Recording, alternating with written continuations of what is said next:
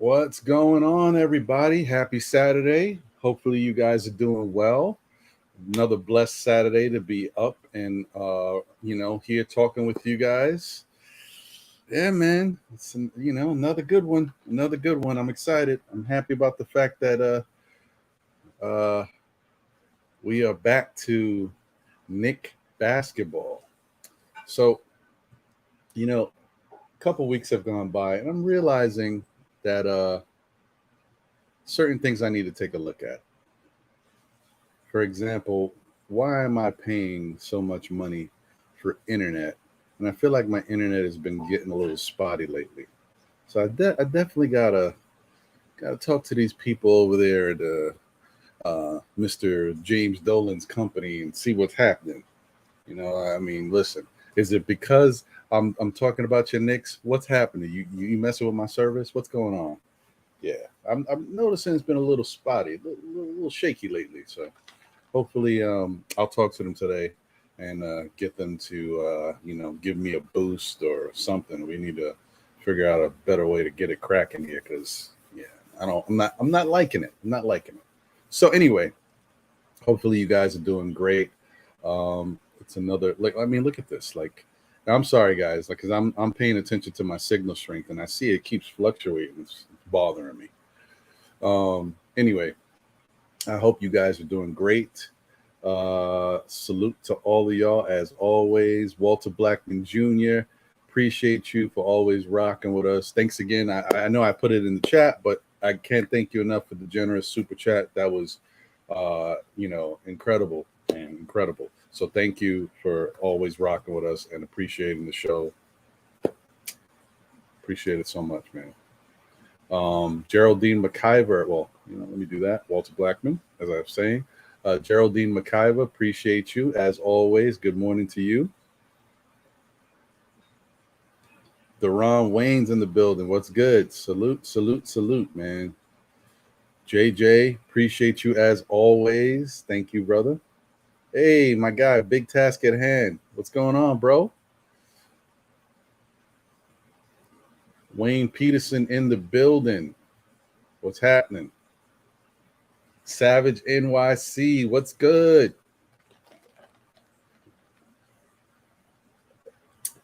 There we go. You know how it is. Gotta have that. Now it's iced coffee days, so.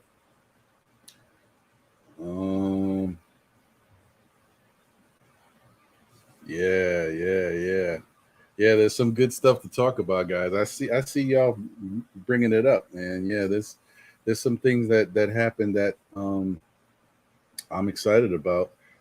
Granted, I'm tempering my excitement because I know that Tom Thibodeau runs this team, so some of the things you might be like, okay, this is something we could look forward to. Yeah, it could be iffy. We never know. Salute to my guy D's World of Hoops. Great show last night. I didn't catch the whole show, but I caught some of it.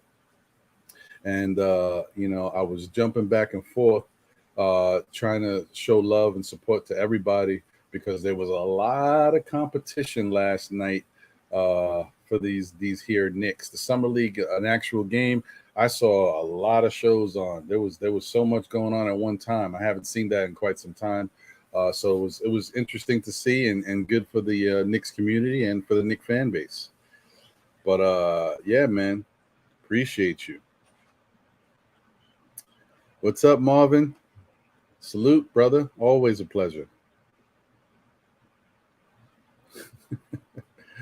Yeah, man, that is correct, bro. Tibbs is indeed the coach.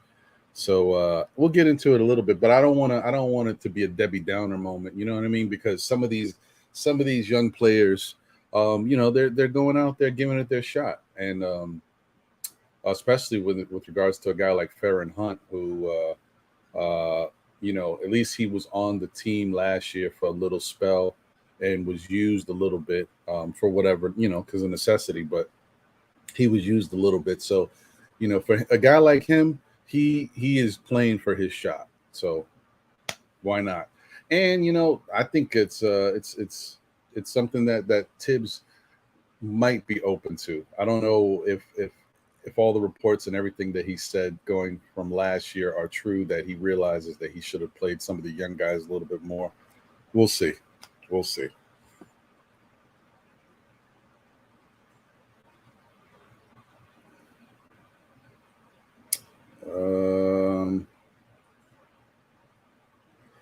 Okay. All right. So let's do this. Why don't we hit the intro and then come back and get it cracking? And you guys, let me know. I know my internet right now, like I said, the past couple of weeks, especially this past week, it seems to be a little up and down. But if you guys notice anything like, happening too much, and you know, if I'm jittering or if it's a completely blank or something, let me know in the chat, man, because I'm gonna be raised in hell with James Dolan's company, letting him know about himself and why am I paying for this if things ain't rocking the way I expect them to. So I appreciate y'all. Yeah, man. So you know what? Let's do this. Let's hit the intro, and then we'll come back and we'll chop it up and get into the show. I like that.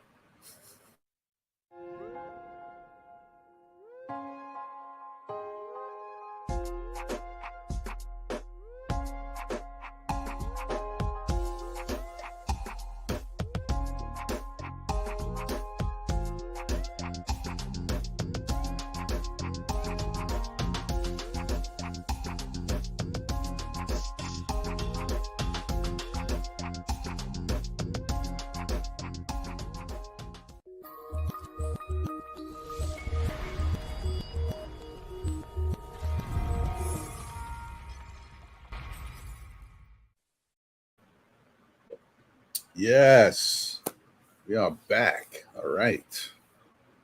So let's see here.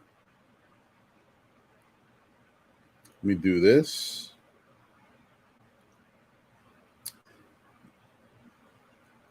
Salute to Almighty Finesse. What's good? Appreciate you. Let me put this in the chat so I have that done.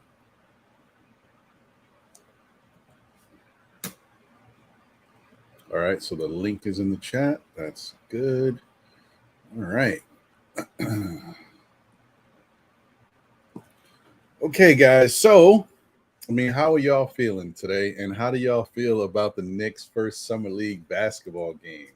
We actually got to see some Knicks basketball, folks. I got to tell you, and I think I mentioned it yesterday when I was on MBK. When I first saw the Knicks lineup for the Summer League, I'll be honest, I wasn't that excited. And there's nothing wrong with who they're putting out there. I guess my whole thing was I was a little disappointed because I really wanted to see Rokas out there. And now I realize why Rokas can't be here. I heard that he might be hurt, but that's besides the point. There's also some contract stipulations with the what's the name of the team? Okay, it escapes me, but with the team he signed to overseas. So, I think that because of that, unfortunately, we weren't going to be able to see Rokas this time around. They gave him permission the first time, but now things are changing. There's other stuff going on, and so he wasn't allowed to really come over here. But it's cool. I was just a little disappointed because I really thought that would be an opportunity for Rokas to get busy, because without quickly controlling most of the point, without Obi being the focal point of the offense, I thought, Rokas could have free reign. Someone else could emerge as the star. It might have been Grimes or whoever, but Rokas would have been a pivotal, in a pivotal spot to do some stuff out there. So, but it is what it is. It happens. It happens. So that's okay. And if anything, you know what, Rokas can. I just don't want them to trade him.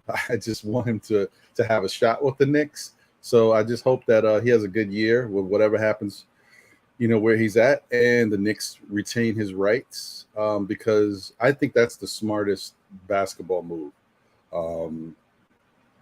Because Rokas is a nice chip, right? But, we still got to see how the season plays out. You got guys like Quickly, guys like RJ, guys like Julius, Guys like Grimes, Cam Reddish.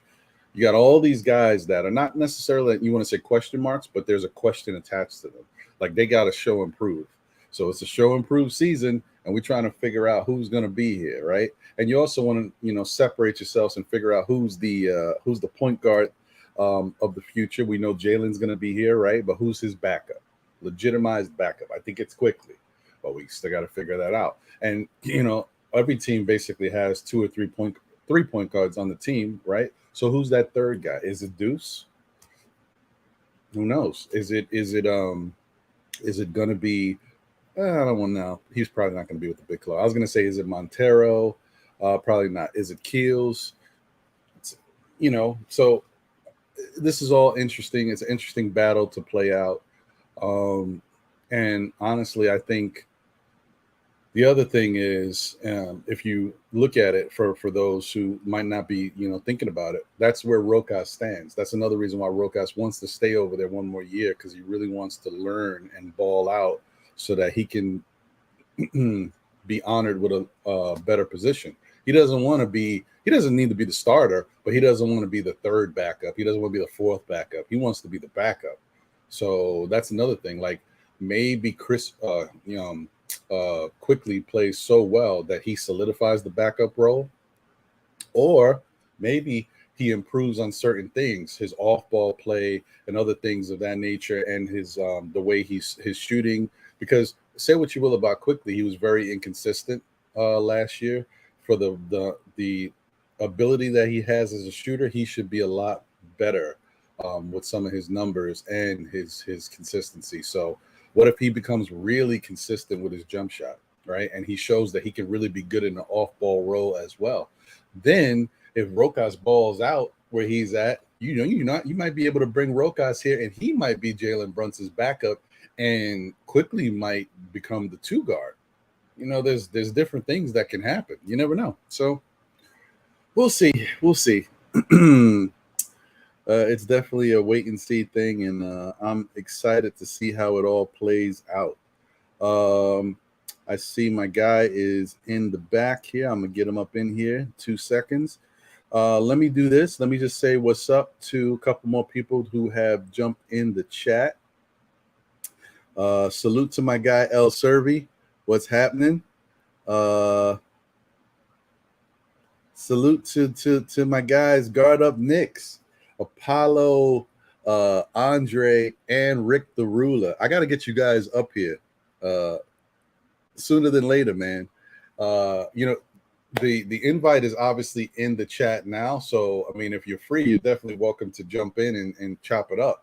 This is always an open forum, brother. So if you or any of you who are available, you're always welcome. But I also want to get you guys on our Monday night show too, to chop it up with John. We haven't had a chance to do that. We've been talking about it for a while, unbeknownst to you. Okay, let me see. All right, let me bring my guy in here.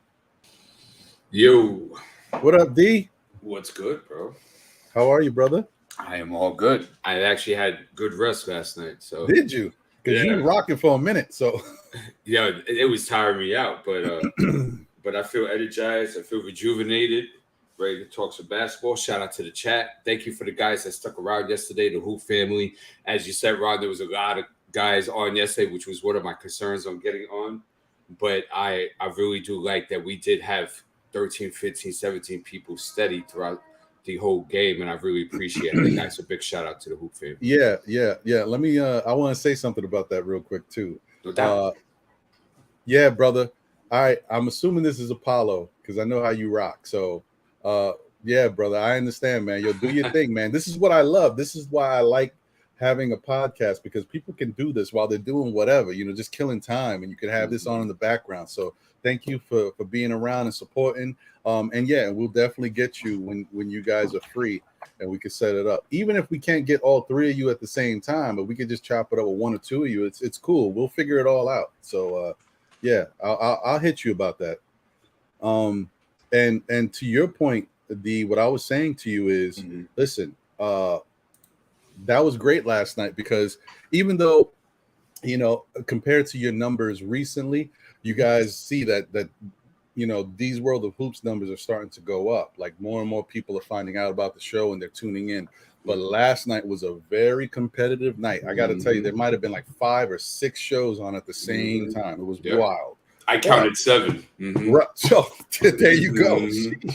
But what I did notice is some of the guys that were tuned into your show, brother, are people that are faithful to other people's shows, and they stuck around and chilled out with you. So that's a great sign. Yeah, and I greatly appreciate that. That's for the Pete's, that's for the Waves, that's for the JJs. Parrish was there kicking it. Elmatics was there. So I really appreciate you guys, man. And very dope. Yeah, it gives me a lot of motivation. Very dope. Yeah, that's the only thing, and that's going to be one of those things as content creators we're always going to deal with. That we're going to have nights where we might be the only show in town, and it's fantastic, or there's nights where there's a little competition, or huge nights like last night where there's supreme competition. So it is what it is. But that's it. You're going to be a mainstay here, brother. I appreciate it. Thank you, man. Yeah, okay. Yeah. I figured it was you, brother. All right.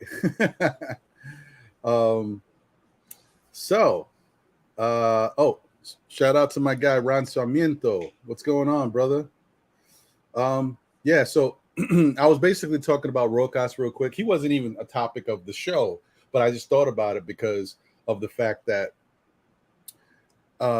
he's somebody I really want the Knicks to keep. And I know we haven't even seen what he can do yet, but I like the you know, you have that that idea of somebody's talent and what it could be. He's a guy who deserves a shot. There's other guys that we can talk about their talent all day, and we've seen them in the NBA, but it hasn't come to fruition. Cam Reddish. I'm not saying anything. Not trying to get at it. Sorry. Did you hear that? Okay, whatever. Anyway, but like with Rokas, I hate for the Knicks to do something interesting and smart, and we say, wow, man, the Knicks are really looking at these European players, and they do. Rokas, he wasn't even on my radar. This kid looks pretty good. Then we start to fall in love with the kid, the idea of him, and then you kind of go through the channels and you give him to somebody else and watch him flourish somewhat. Give him a chance to rock with the Knicks and see what he can eventually do. And if you don't like it, then you move on. But don't just, because the Knicks used to do that years and years ago. Before they really bought into European players, they would get these guys. They'd have them. We'd be like, oh, we never saw Frederick Weiss. Not that we wanted to, but well, you know what I mean. It's always that thing, bro. What'd you think of last night's game? I thought it was exactly what I would have expected. I think it played out exactly how I thought it would, except for the fact that we blew them out and you know, going towards the end. I thought the Knicks would win. That there was a chance in my mind that I thought the Warriors might win, only because they've been playing. They played 3 games already. This whole thing, I'm gonna get sidetracked, but real quick. Sidebar, go ahead. Yeah. I don't really understand what's going on with this summer league and how some of these teams are afforded the ability to be in the California league and play these extra games. Like, why can't the Knicks be in that league and play these? Like I think for your young players, you want them to have as big of opportunity to play as many games as possible. I'm a little confused about how they're setting this up now, because I don't remember this last year. I don't remember a California league. Maybe I missed it. Do you remember that from last year? Well, don't forget they used to have the Orlando summer tournament before the Vegas, and then they always had the Salt Lake City one.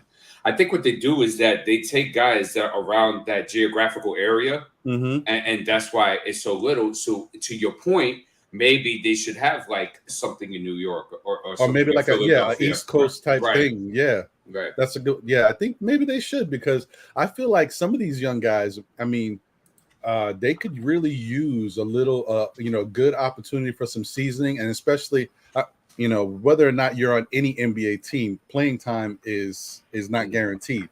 So this really gives guys a chance to really go out there, be consistent. Even playing in 3 games, now they've made it like it's 3. I think it's 4 games, because you get 3 in that one playoff game, but it's not a lot of basketball when you really think about it.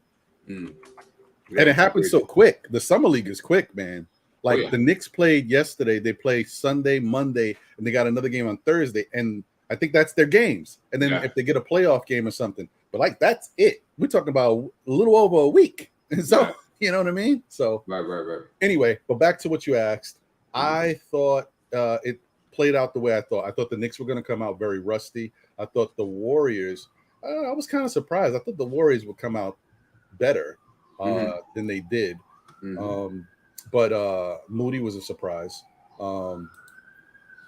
I think that I'm so happy that it turned out the way it did, because I was really starting to be down on Grimes because his consistency with his shot is still lacking. He's still working through that. Yeah. And when I saw him in that first half, I was like, come on, man. All this off-season workouts, you're working on things, you're trying to get more comfortable, you're adding other elements to your game, or at least you're wanting to show other elements. And then you come in and you're like 1 for 7 from 3. Like, I don't want to see that. That's what I saw last year. But I was happy that in the second half he caught fire. He got his hot streak. But that kind of plays into the Grimes being a streaky player, which I don't love. Yeah. But other than that, just open-ended. I was pleasantly surprised with how they played. The first half was a little jittery, getting out the kinks, even though they had a nice little lead for a little bit. But the second half is when I think they really started playing ball. And I think their defensive intensity got a lot better in that second half too. Yeah. What'd you think? I thought the big thing, I'll start off with the meat and potatoes. I think the big thing was that last night was a good illustration on how I think this team should be built. And you notice there was a lot of long wings out there, or defensive guys out there that were causing havoc defensively and running up and down the court. So that was kind of like a micro to me. That that's how I want them to build around Brunson. But there was Feron Hunt was a big surprise last night, and he was very active. I think he ended up with 7 steals. He was able to get up and down the court. On-ball defense were pretty decent, so that was a nice surprise. With Grimes, the thing with Grimes is that if you noticed yesterday, that is the most you have ever seen Grimes put the ball on the floor on the NBA court. Facts. So I think he was, and it's an adaptation from playing the whole year in a catch and shoot type of role to you being able to put the ball on the floor, break down the defense, work the pick and roll, get it to your mid range, attack the closeout, make the right pass when the weak side comes, so you can dump it to Sims like he did a couple times. That's an adjustment, and I think if he continues going that way, I think we all know that Grimes has a sweet enough stroke that I think throughout the year his numbers will go up, and now hopefully, you see, and this is where development comes into play. I hope that they're not doing all this with Grimes, for example, or McBride, or with Sims, for example, and then they hit the roster and Tibbs has them doing what they did last year. Right. That defeats the purpose of development. So something to watch out for. Another guy that caught my eye yesterday was Daquan Jeffries out of Tulsa. He shot a career plus 38% at college from 3. And in the G League last year, he shot something like 42% off 6 attempts. He showed some athleticism yesterday. He hit a 3. Some bonehead fouls, but I did like the defensive intensity. I liked what I saw from him yesterday. Maybe a guy to look out for. Still young. He's got a 6'11" wingspan with an 8'9" standing reach. Standing at 6'6" type of wings, 3-and-D potential that we are looking for. Besides for that, Sims looked great. Deuce, I was a little shaky on. I know the stats that it looked too bad. I thought he got bailed out with a couple of foul calls that got him to the free throw line. I still didn't see that handle and shot creation I wanted to get from him year 2. But besides from that, it's the first game of Summer League, and this is a marathon, not a sprint, and we shall see what happens. Yeah, I agree with you. Yeah, Jeffries, he looks solid. He was definitely someone I was watching. I liked his aggression out there too. You could also see that. Do you know his age? Daquan Jeffries? Yeah, I got you. He is turning 25 in August. Right, because he looked to me to be a little older than some of the guys, and looked a little hungrier. Like he's not taking anything for granted. He wanted to go out there and play hard, and obviously put the onus on him that he's a ball player. Unfortunately, I'm a little jaded now because of the way this Knicks team is and our roster construction. So when I look at it and I look at who we got, I'm just looking at Jeffries and I'm like, well, I like what he brings to the table. I like what he could possibly do out there for us. But then I'm saying, well, where would he fit with this team and how would Tibbs use him? Then I say, okay, well, the Knicks will keep him around. This is my thought process that I had last year. The Knicks will keep him around. He'll go to the G League and, he'll show himself and then we can use him.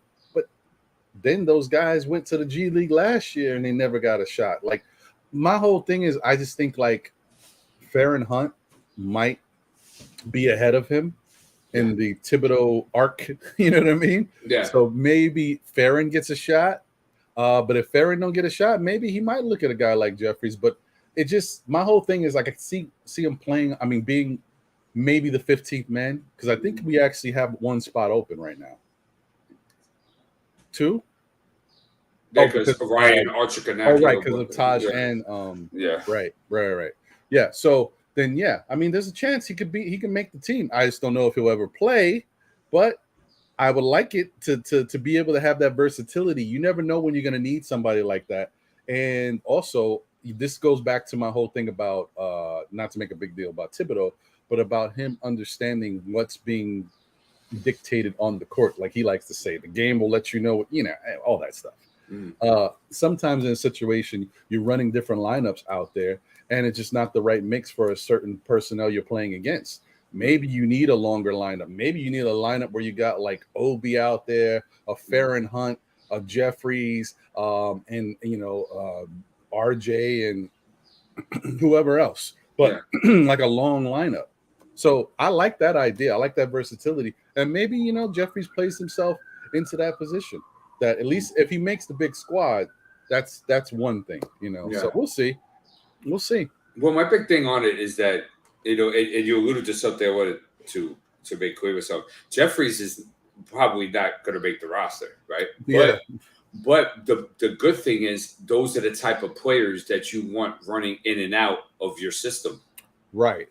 You see? So at least it seems to me what's encouraging is that there seems to be an identification as to what you want the players to look like. Now, some of the guys like Jeffries, they may be a watered down version of what that. For example, I forgot who said it yesterday. Somebody said that Mika Pata is, like a watered down version of Hartenstein. Correct. That is exactly right. He does all the same things that he does. So I like that. I like that they are familiarizing themselves with the type of prototype, identity type of players that they want to put on the roster. That is encouraging. Hopefully, it doesn't turn 180 when the season starts.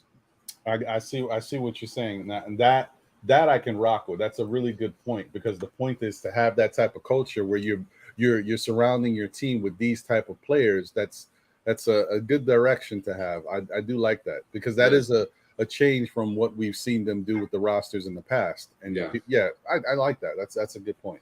Yeah. And you know what? That's a lot of what the league is becoming. So you want to kind of fit in, and be able to go against these teams that are, have a lot of length and versatility. I'm with you on that.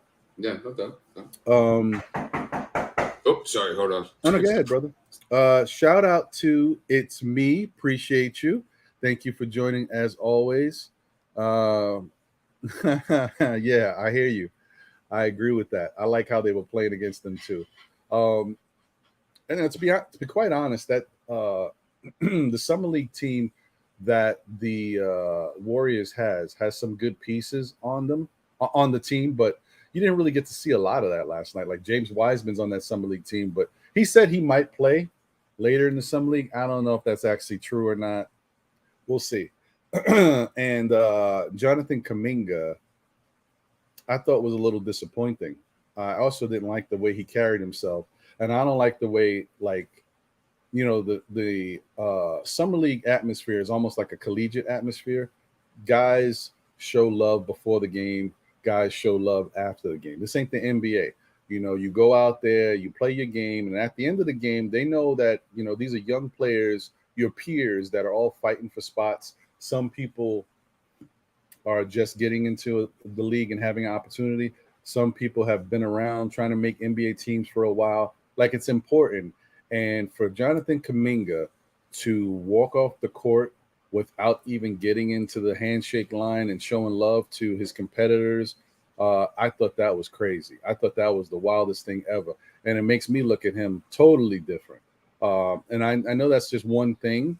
And I'm not going to judge him, meaning he's the worst type of player ever. But I don't like that. Not from a young player who I wanted to have on the Knicks and who I really thought was a special type of talent, which he still is. I don't like that mentality. You just came off of winning an NBA championship. You should be on cloud 9 that you were a part of that. Even if you didn't have the biggest role because you're still a young player, to go out there and walk off the court and not shake hands with your, fellow competitors, fellow peers, and be there with your team. I just think that was crass, man. That was like wild. I couldn't believe that. What'd you think about that, D? I just came back. Sorry. Oh, my bad. I was just talking about a little bit about the Warriors roster, and Jonathan Kuminga in particular, and how he walked off the court last night and didn't do the handshake thing. He was the only one that bounced.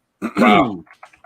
So I thought that was crazy, dude. I couldn't believe it. Like, you see something like that from a diva star talent, but I didn't even see that. Like, young LeBron came into the league, guys. I don't know if a lot of you remember. I know how these Knick fans know and give it up, but some Knick fans who may be younger may not remember when LeBron first came into the league. LeBron came into the league 18, even before he came into the league, because they was covering him on ESPN in his last couple high school games. This guy was touted as the biggest thing ever. All the media coverage, all the pressure. This guy was after every game, high-fiving, giving people love and dap, doing what you need to do as a player. And he could be a diva at that point, but he wasn't. Now, of course, he's a diva now, but that's besides the point. But I'm just saying, a young player, I was just so surprised that he walked off like that, bro. Yeah. I didn't like his energy last night. He had an energy on the court yesterday. Like, there's supposed to be a red carpet rolled out for him. And, like, I'm supposed to be, throwing roses as he's playing basketball. Moody, on the other side of that, was the complete opposite of the spectrum of Kuminga. He came out to play. He had very good energy. He was putting the ball on the floor. He shot lights out. His defense was very good. So, kind of funny to see two sides of the spectrum there with their number 1 draft picks of the year before. Right. I agree. Shout out to Illmatics. Once again, appreciate you. My guy, DSJ Delano Steele Jr. in the building. What's good, Angel Torres? Yeah. And what's happening, my guy, Sam Grandison? What's good, Sam? Sam Grandison is going to be our next great, businessman, lawyer, / maybe one day politician. I don't know, Sam. You can run for everything. Vote for me. And if he's going to be an agent, make sure that you get guys that are 6'6" and up with 7+ wingspans to be on your client list. Keep that in mind, Sam. Yeah, man. So I just thought that was crazy. And I was really glad that he wasn't on our team at that moment. I think that's embarrassing. And I hope somebody which I think the Golden State Warriors is a really good franchise. I think they're run well. I hope somebody from that franchise pulls that young guy to the side and tells him, listen, that wasn't the right move.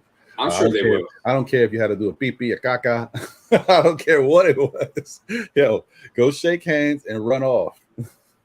Yeah, I'm sure they will. I mean, Draymond is the enforcer. He is the alpha on our team. I'm very sure it would be addressed. Right. Yeah, I agree with you. So did I? Yeah, I did. Okay, cool. So let me get back to, there was a question that I had starred earlier.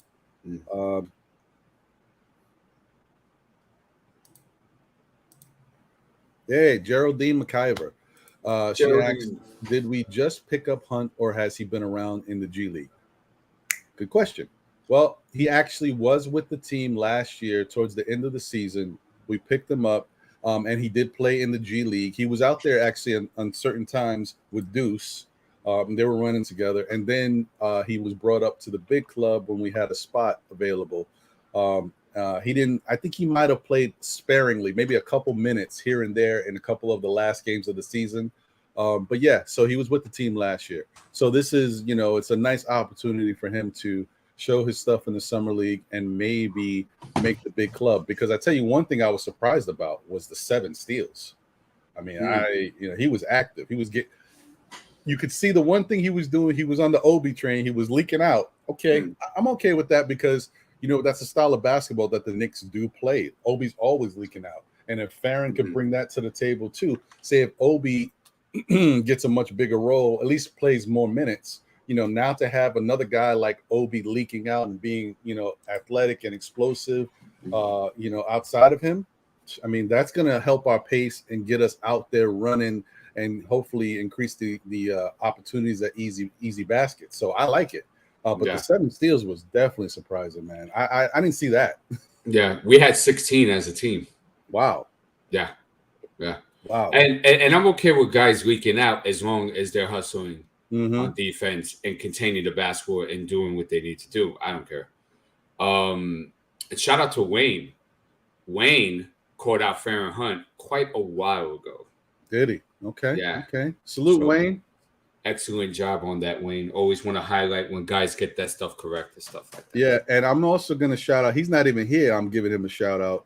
Shout out to Parrish Duggar. We don't always agree, but I will say that he was right that another issue with Jonathan Kuminga last night is Sims was creating a problem for that man.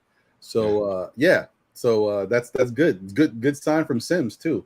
I like the way he's progressing.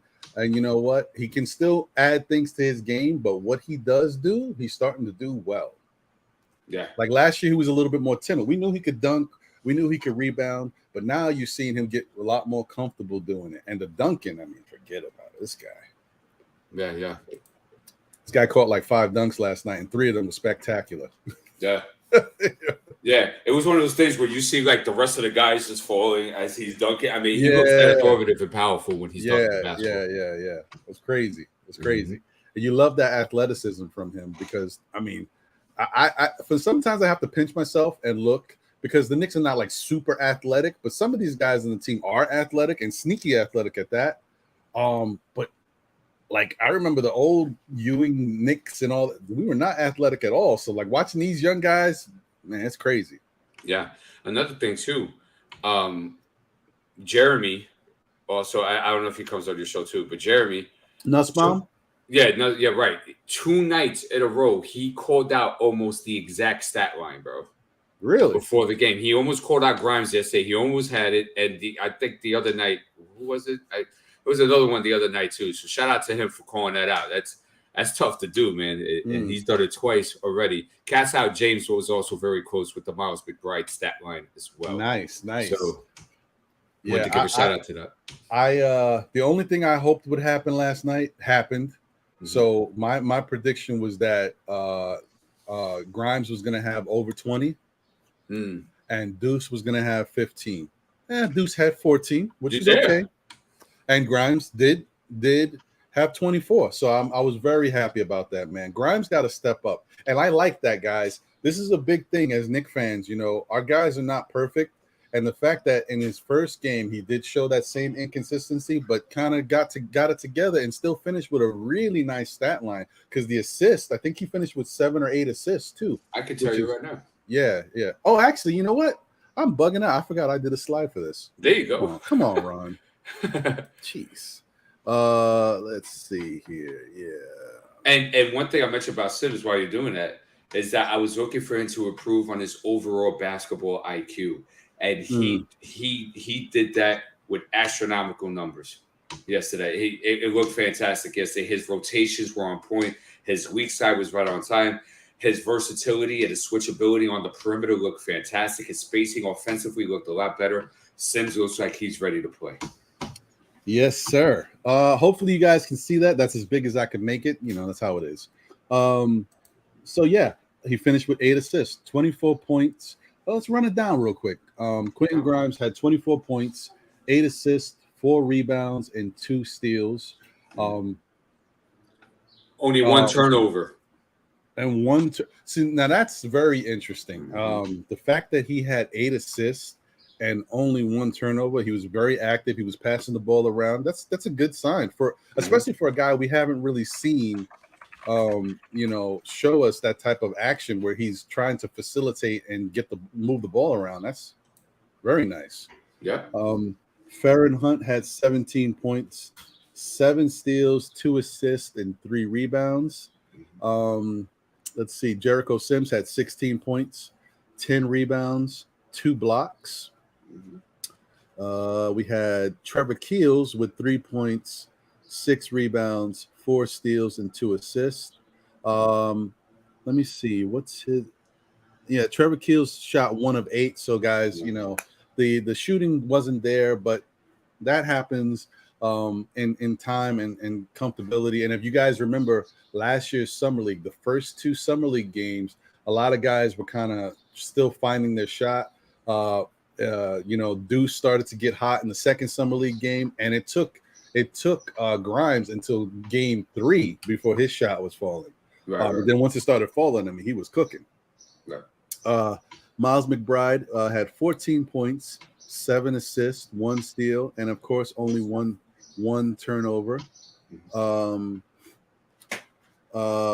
Let's see. Daquan Jeffries had 12 points, 3 assists, 3 rebounds, 1 steal, 1 block. 1-on-1 from 3. Yeah.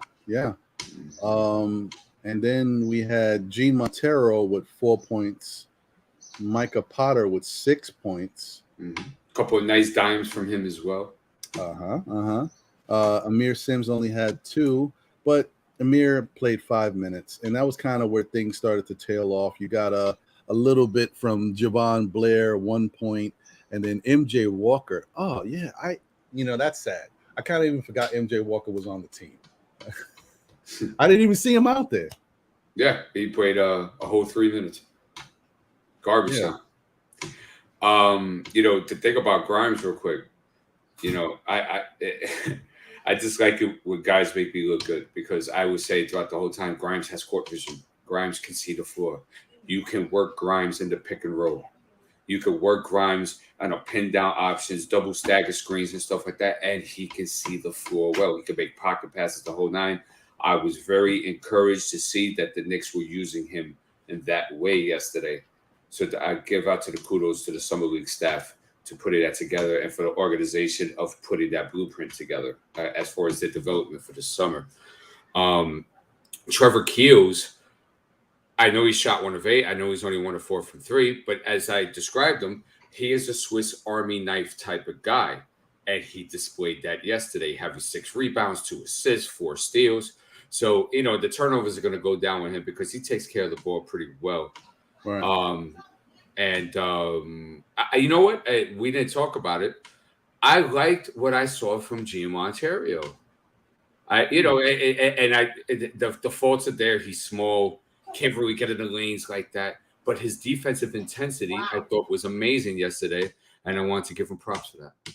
D, 1 second. Could you kind of still go break down, what you liked about what was shown? I need 1. I'll be right back. Oh yeah, man, I could go all day with that stuff. Okay, thank you, brother. So with Feron Hunt, I like the 17 points. I like the defensive intensity. Of course, I love the 7 steals, and I like the on-ball defense. But I want him to be able to stretch the floor. He has not shot better than 27% from 3 since college. So NBA is all about spacing these days. He's going to have to be able to at least get to the corner or to get to that bend. Let's see who else. Garrison Brooks. I know you guys wanted to see Garrison. He only played a whole 3 minutes. I think he got 1 touch or something of that nature. Mika Potter, as advertised, he came in for 9 minutes. We'd like to see the minutes go up a bit with him. 6 points, 2 rebounds, 2 assists. Overall, I thought it looked good yesterday. I thought it was a nice microcosm of what the team should look like this year. These long, lengthy defenders that put a lot of backcourt pressure with the smaller guards, forcing guys to the paint and having the rim protection with Sims and stuff. That's how it's got to look.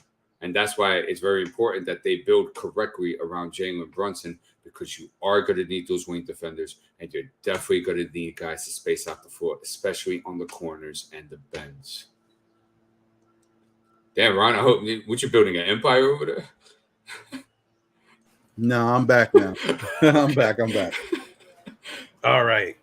Okay, so let's see here. Boom. All right. Did I throw? Let me throw the link back in there. But salute to my guy John. Still Knicks in the building. Big John was good. Appreciate you as always, my brother. Building Blocks is here. Salute. What's We up, need Blocks? better ball handling next game because Shy's summer league team plays active defense. Oh yeah, Dalen Terry's going to be on that court. He is locked down on defense. Oh, I forgot they got Dalen Terry. Oh man, and he looked fantastic yesterday. The numbers in the screen, but I mean, he has some beautiful dimes. He was orchestrating the offense. He was showing off his ball handle. He couldn't do anything on the side of the defense. He's going to be a baller in this league. Sheesh. Of course. It's okay. It'll be all right. Be Civilized is in the building. What's good? Let me see. Andrew K is here. What's good, Andrew? Yo, Drew. Salute to my guy Jay Boogie in the building. What's good, Jay? Yeah, we need to see a little bit more of that. I like how the them young pups are learning from the system that the big team is obviously carrying out. That's how you got to do it. Absolutely. Yeah, and that was actually a big key for us because these sounds like little things, but prior to a couple years back, the Knicks kind of at least maybe they were, but we didn't really see too much of it. They kind of had different philosophies here and there. They were just trying to piece it all together. And even the big club and the G League team seemed like they were being run differently. But then it came to a point where they started to employ the same principles through both. And that's the reason why that G League team, and that was run by Mike Miller at the time, I think. That was the coach's name, right? Mike Miller, was it? Correct. Yeah. And they won. You're talking about Julius's first season. Right. Yeah. Right. Okay. Because, they were running the same principles. And he was a really good coach, coaching them young guys, which is why I'm a little saddened that he's not with the Knicks. Because I think he does pretty good with young talent or young minds, being able to cultivate them. Yeah. I think the Knicks might have messed up on that one. I think they also made a mistake by giving him the interim shot. Like if he wasn't your guy, don't do that because then you put it's situation that's like a situation where you got a couple, they're best friends, then they decide to get together, then now it didn't work out, so now they're not best friends. You could have kept him in the organization, still building him up, give him keys, make him the assistant. He could be the assistant for a little while. You don't got to make him the interim coach. Now you lose him, and we always question development and who do we have to work with these guys. Right. No, a good point. And my only concern with Mike was that I remember, especially the second half of the season when he was there, that he would be playing Mo Harkless 17,000 minutes, bro. And Knox would just be sitting on the bench. And I'm like, I was a little, now I wonder if it was a mandate from the front office saying, hey, look, listen, play Harkless because he's going to be trade stock at some point and we want to keep his value up. Maybe it could have been something like that. But he made certain decisions like that I questioned, but I'm not sure if that was entirely on him. But the product did look a lot better when he was coaching than Fizdale. Absolutely. Right. Where is he at? Maddox said so. He said Grimes didn't take bad shots, really. He's 100% right. There was only 2 shots I didn't like, but even the ones he missed badly, I thought he got to his spot real well. I thought you could see his ball handling got a lot better in his shot creation ability, and I did like the shots. I think it's just a matter of him getting adjusted and used to it on a consistent basis at the NBA level. I agree with that. Yeah. I think that's true. And I like the fact that he was in the flow of the game. They just weren't falling. So, but he kept with it. And that's what you expect from a shooter. Here we go. Okay, so this is going to be interesting. Let me add this slide to the mix. This should be I don't know how you guys gonna feel about this one, but hey, it is what it is. Let me pull it up. Might need a little bit of time to load, but we'll see. There we go. I used this slide before, but I'm using it for these purposes.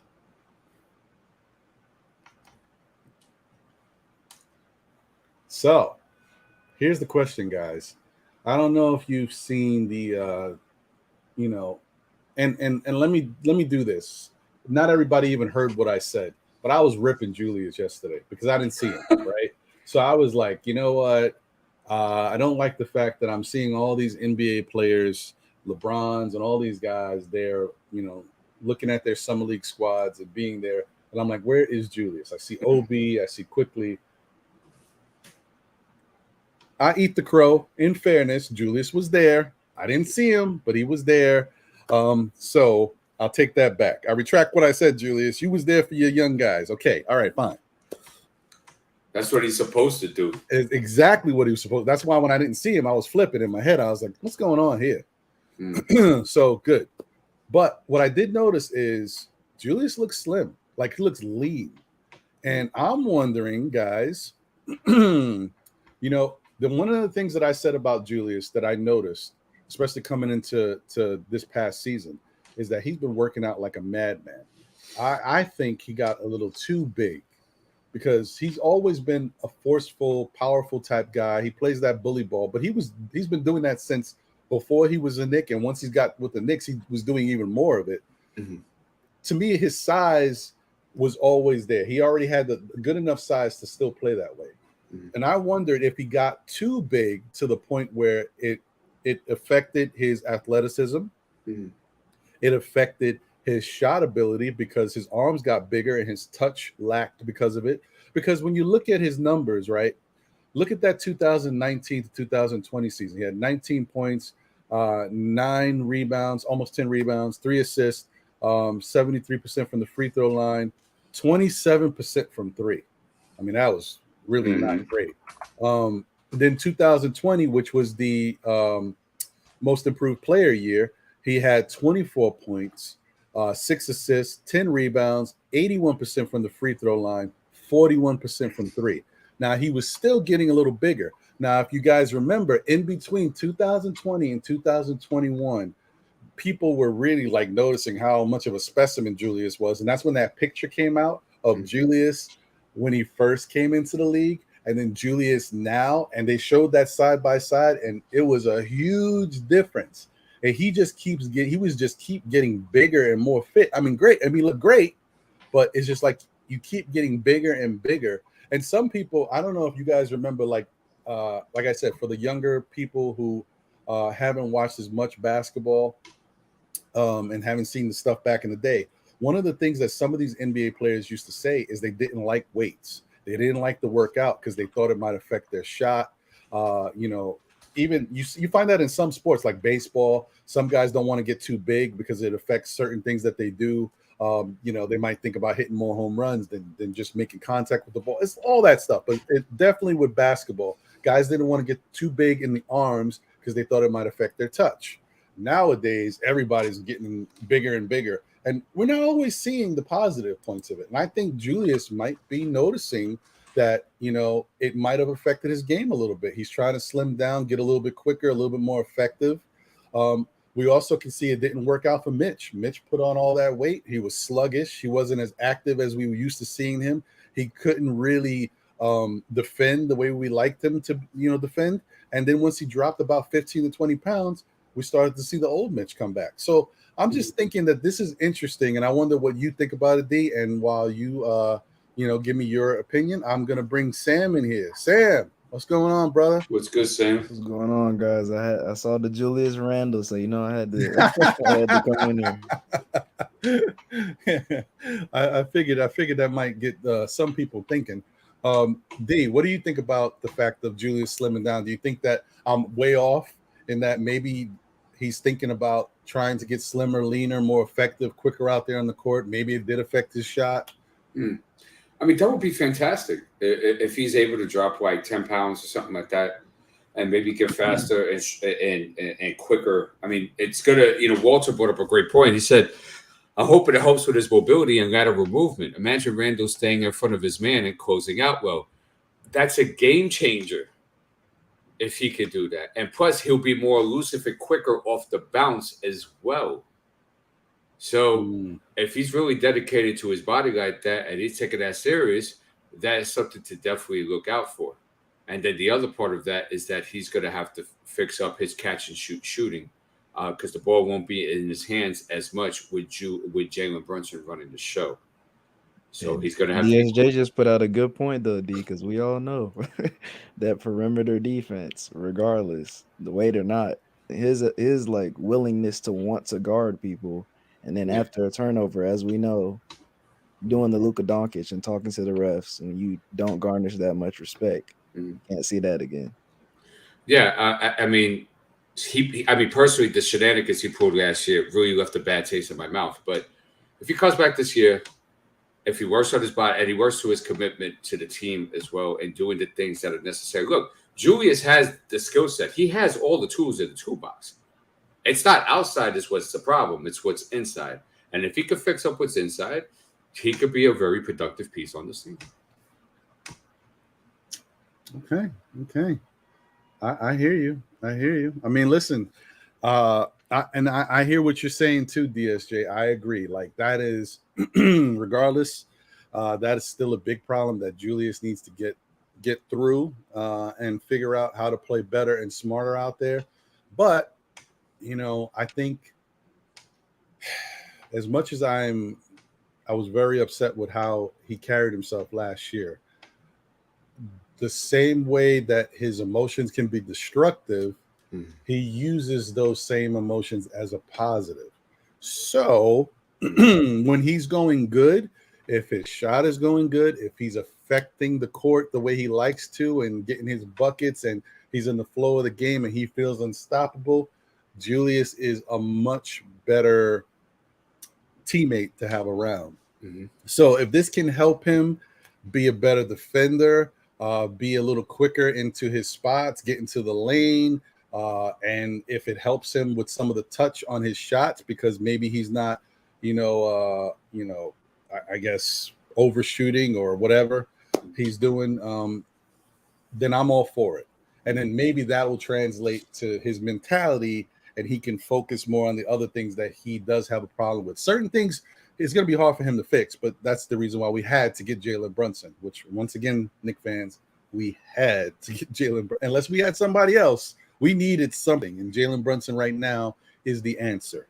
So I think it's a good thing, and I'm hoping for the best. I think if you look at Julius from the little amount of time I did see him yesterday, he looks like he is ready to turn the page and forget about last year. I'm not saying the Knicks fans are going to let him forget, but he looks like he's ready to move on. So just real quick, Widget official says Knicks going to be summer league champs.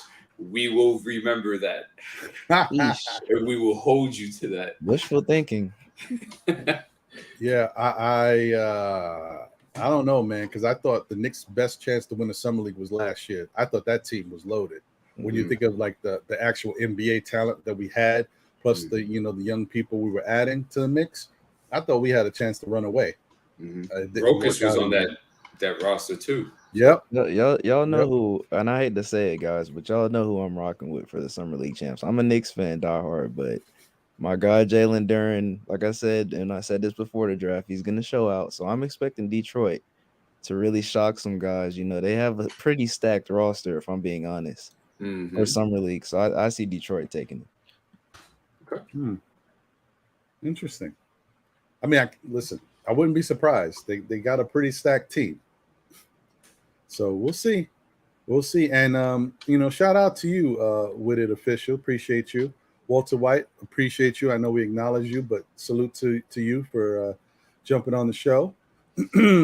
So let me get this out of here. Yeah. I need to drink something. I apologize. That's a great question, though. I don't know how Sims is gonna. I hope Sims gets minutes, JJ. If I'm being honest, it's gonna be kind of hard. We have to see how Tibbs runs his lineups and stuff like that. Because one could argue that it could be a toss up at some point, if Mitch does get inconsistent, that you start Hardenstein, you can make that argument. It could go either way. It just depends on how they want the team to be ran. We talked about the pick and rolls and how much of an emphasis that would be. We know Mitch struggles with setting picks. Hardenstein does not. And he does his job well off the roll. So, I mean, you could argue for either one of those guys to start. For Sims, like, he'll definitely have a spot on the rotation, but I'm not sure how many minutes he'll get, if I'm being honest. Okay. Angel Torres asked a good question too, Ron. He said, can the Knicks still trade Fournier as a sign-and trade to Dallas for Brunson's contract? So I just want you to store that, and then maybe we can answer Angel's question. It was before. You got to go up a bit. Because I meant to tell you about it before, and then, you know my memory. To answer JJ, you know what I think is the solution to all that? You got to move Evan Fournier, and Obi is going to have to play some minutes at the 3 in order to get Sims to come in with that second unit with Hartenstein. That's I like that. Well, you want to be flexible, you know what I mean? And you want to have a flexible roster, and that doesn't happen on his own. Sometimes you're going to have to will that to make that happen. So if you get Evan out of there, you put Obi at the 3 for a bit and stuff like that, that frees up some minute for Sims to see how that second unit looks. That makes sense. So if we do that, are we, because with that being said, are we potentially moving Cam as well then? Because I'd assume that you're starting RJ and Grimes, right? Well, if you get, it's shaky how that's going to work, because my thought process would be get Evan out of there, move RJ back to the 2, and start Cam or Obi. Okay. Right, and then one of those two will go off the second unit. But then it asks the question, what happens with Rose, quickly, Grimes dynamic? Right. So there's moves that have to be made, and I imagine there will be a move or two still to be made before the season. Because remember I said, guys, and I hated to say it because I'm a diehard. I'm probably one of the biggest D-Rose fans out there, but personally, I feel as though him or Fournier or both are gone. We're not going into the season, I don't feel like, or at least past the deadline for sure, with both of them still on the roster. And Fournier and who else? Rose. Either him or Rose, I feel like, are getting traded, or both of them. I don't see them being on the roster for the whole season. So then you're giving Emmanuel quickly full responsibility of the second unit. Yeah, I mean, you have to. You're gonna have to at that point. You have to trust him or Deuce. I don't think Tibbs will trust Deuce. So yeah, well, I mean, a good indication of that is that Taj, which is one of Tibbs, main generals and stuff like that, is in Washington. Oh yeah. So maybe Rose is next. Hey D, you know how we feel too, and I'm actually. This is why I've stand packed as far as like not bashing the front office for this off season. Is because slowly but surely they're taking away all of Tibbs' favorite toys. So I'm like, okay, maybe the front office is moving to this youth movement. So let's see. I mean, we still have time. They can definitely get off of Rose. They can get off of Fournier. If they get off of those two guys, I think the oldest person on the team is Randall at that point at 27. That's so that's a pretty young team if you ask me. So I mean, I still have some hope out for the front office. I feel like they can execute some decent moves, but yeah, I don't see them keeping Rose, even though he makes such an impact. Just paying the guy $14 million and he's not consistent on the team as far as being healthy. Don't see them really keeping that when they could use that money elsewhere. And then Fournier, we already know. I mean, it's pretty much got to happen. I mean, he's the best shooter on the team. I don't know who they're going to replace him with. They need to bring in somebody, like I said, if they do move him, but I don't see them keeping him on that contract. On point. On point as usual, young man. Yeah, I think you're right. And real quick. I banged on the front office last year. So, and it goes to show you, I don't like biases, and I like truth is truth. They have done a good job so far this offseason. It's been night and day from what they did last season. My thing left to be desired or to be left to check is how they construct the roster, going into opening season. I still think there's some holes that they have to plug in. So it's a way to watch them, but they are stepping in the right direction. Yeah, I agree with that.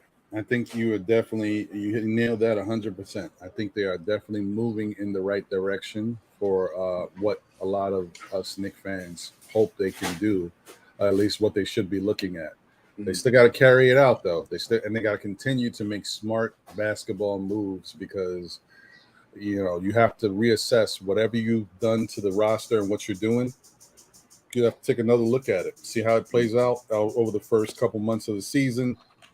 See if there's a situation where you can make another change. If guys aren't working, you need to be able to move and move accordingly. And look, we got a lot of young guys here, so there's going to be some choices. Some guys are going to step up to the forefront. Other guys are going to drop down. Got to know who's a player and who's not a player, but give them a chance. So that's the key. Let's see what they can do. And I hate to really like D says, kind of beat the gavel as far as the guys that we would like to see traded to this team, but I kind of been looking more into the Luke Kennard thing, and I really think that that's an intriguing player. Oh yeah. And if we can find a way, if you can find a way to swindle the Clippers into taking Fournier for that, please do. Because you can't pass up a guy who, in my opinion, shoots the ball almost at the same clip, and he plays defense. He fits the timeline with the team.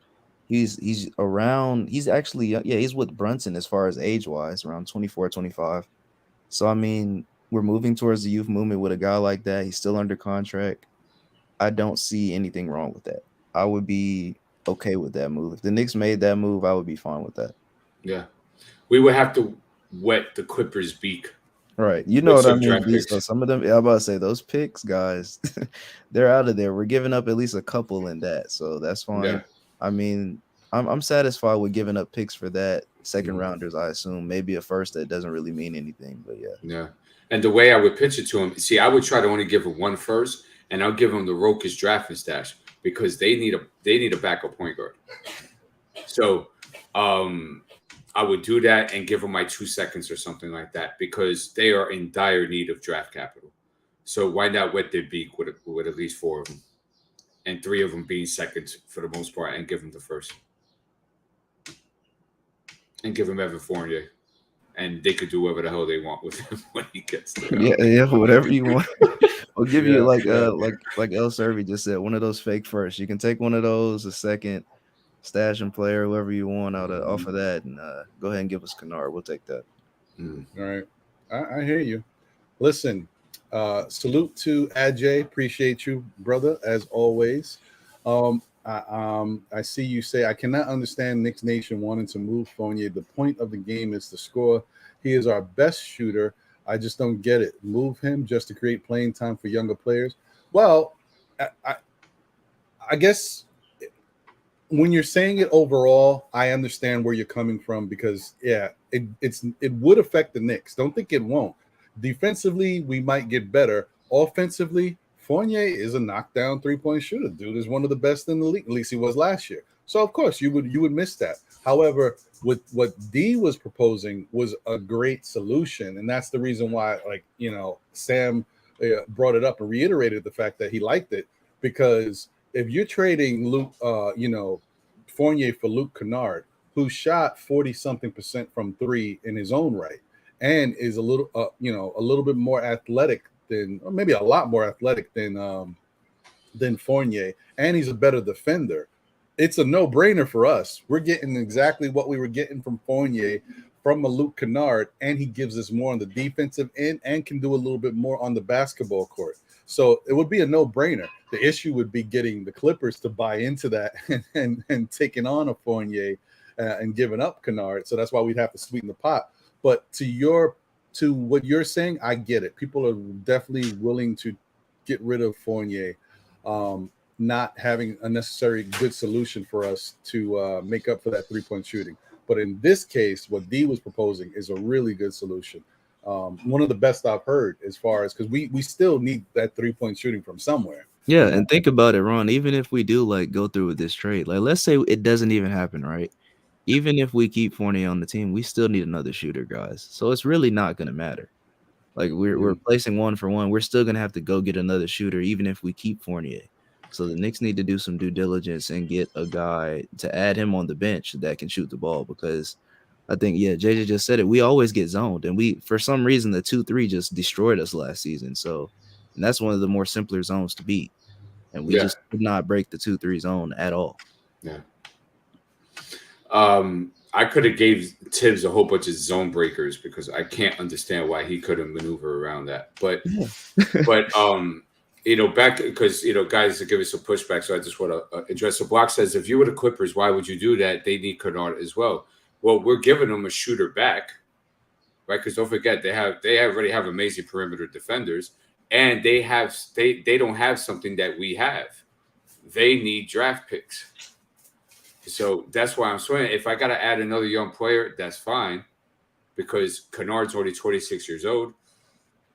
I think he had the highest 3-point percentage last year. And if he was to get the same amount of value that Evan had this year, he'll break a Knicks shooting 3-point record as well. So, you got to play on the wants and needs and weaknesses of teams. They need draft picks. We need two-way players. So that's the whole thing with that. And also, too, just want to address, I forgot who said it here. Let me find it real quick. Something, it's what Ajay said. So you're content with having a guy that can shoot the basketball but can't play defense. Because, he might have made 215 threes or something like that. How many points did he give up back in return? So they kind of offset. So I'd rather have a guy that could shoot the basketball and could play defense as opposed to a one-trick pony that can't guard a cup of water. It's a good point. Good point. And the other thing about like the Clippers, you can say that why would they want to do that trade? And I get it. And I think D explained it well. That's why you'd have to sweeten the pot and give them draft picks that they don't really have. We can give that to them. And we can still give them what is the most important aspect of Kennard's game for them. It's that 3-point shooting. Because the difference between the Knicks and the Clippers is the Clippers are in a much better position to contend because they're getting back Kawhi Leonard. They're hopefully going to have a Paul George healthy. They're getting John Wall. They're in a different position. They've got a lot of talent over there. So, it's not the emphasis is different. Like they can afford to make a change like that because you don't lose as much. Yeah, on the defensive end, Fournier would hurt your team, but the Clippers are a way better defensive team. They can make up for what he lacks out there on the court, but he still can give them that 3-point shooting and whatever picks we might give them to kind of help facilitate the deal. In the end, they'll be better off. Yeah, that's why it's not a bad trade. Yeah, and Hinton says Evan had more steals than RJ last season. I guess trying to defend for his defense. That's all well and good, but could he keep anybody in front of him? We're concerned about on-ball containment. We're worried about keeping guys at bay on the perimeter. We're about guys not getting into the paint. Evan did a terrible job of that last year. I think he was a plus 5.6 or something like that on his defensive rating when he was on and off the court. So when he was on the court, team scored a plus 5.6 more when he was on the court. That means no defense was being played. And just remember this too, guys. Like Evan Fournier will never be able to live down what we've dubbed him, which is the finger pointer on defense. He will never be able to live that down. Like after those multiple games in a row where I saw this man try to point out the matchup, which was his, like I was done. So I can't defend Fournier on defense at all. Like we all saw it. Nobody like missed that. We all watched that during the games.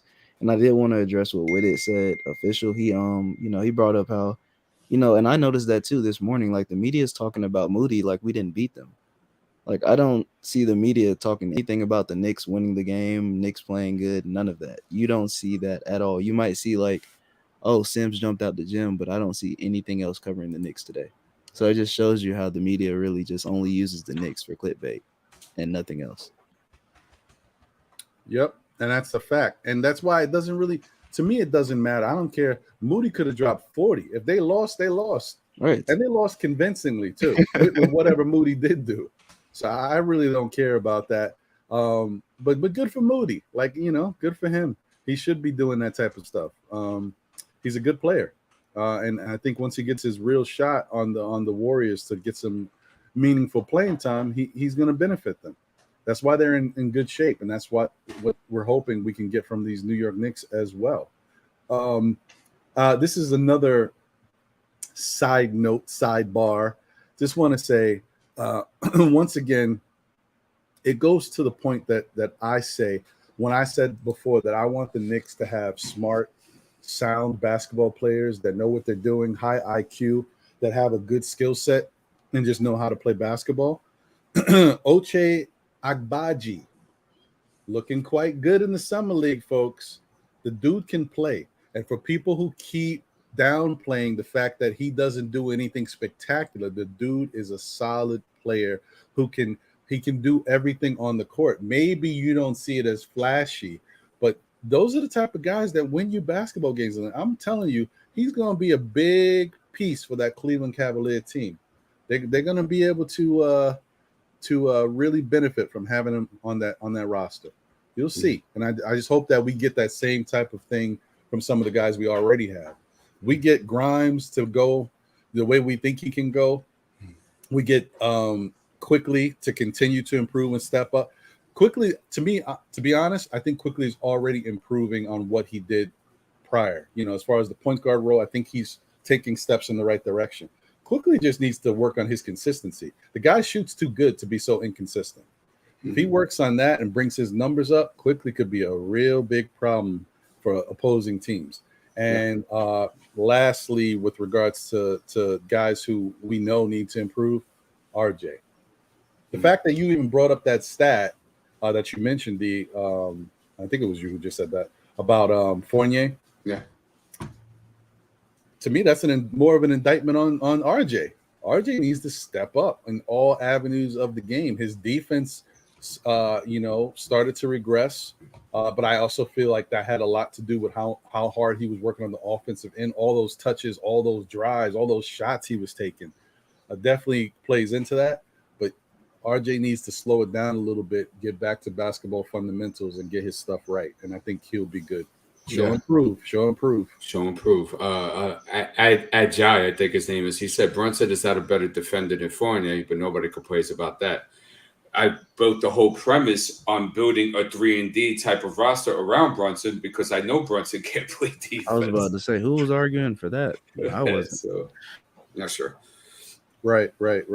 Let me shout out a couple more people in the chat. Been a little minute since I did that. I think I said Angel Torres earlier. I know we mentioned him, but if I didn't, shout out to you, Angel Torres, as always. My guy, Kareem Grant, in the building. What's good, Kareem? Delano Steele Jr., we talked about you. Always a pleasure to have you in the chat, brother. With it official, we mentioned you, but I want to give you a shout out for joining. Let's see. Ajay, once again. Eddie F is in the building. Salute to you, brother.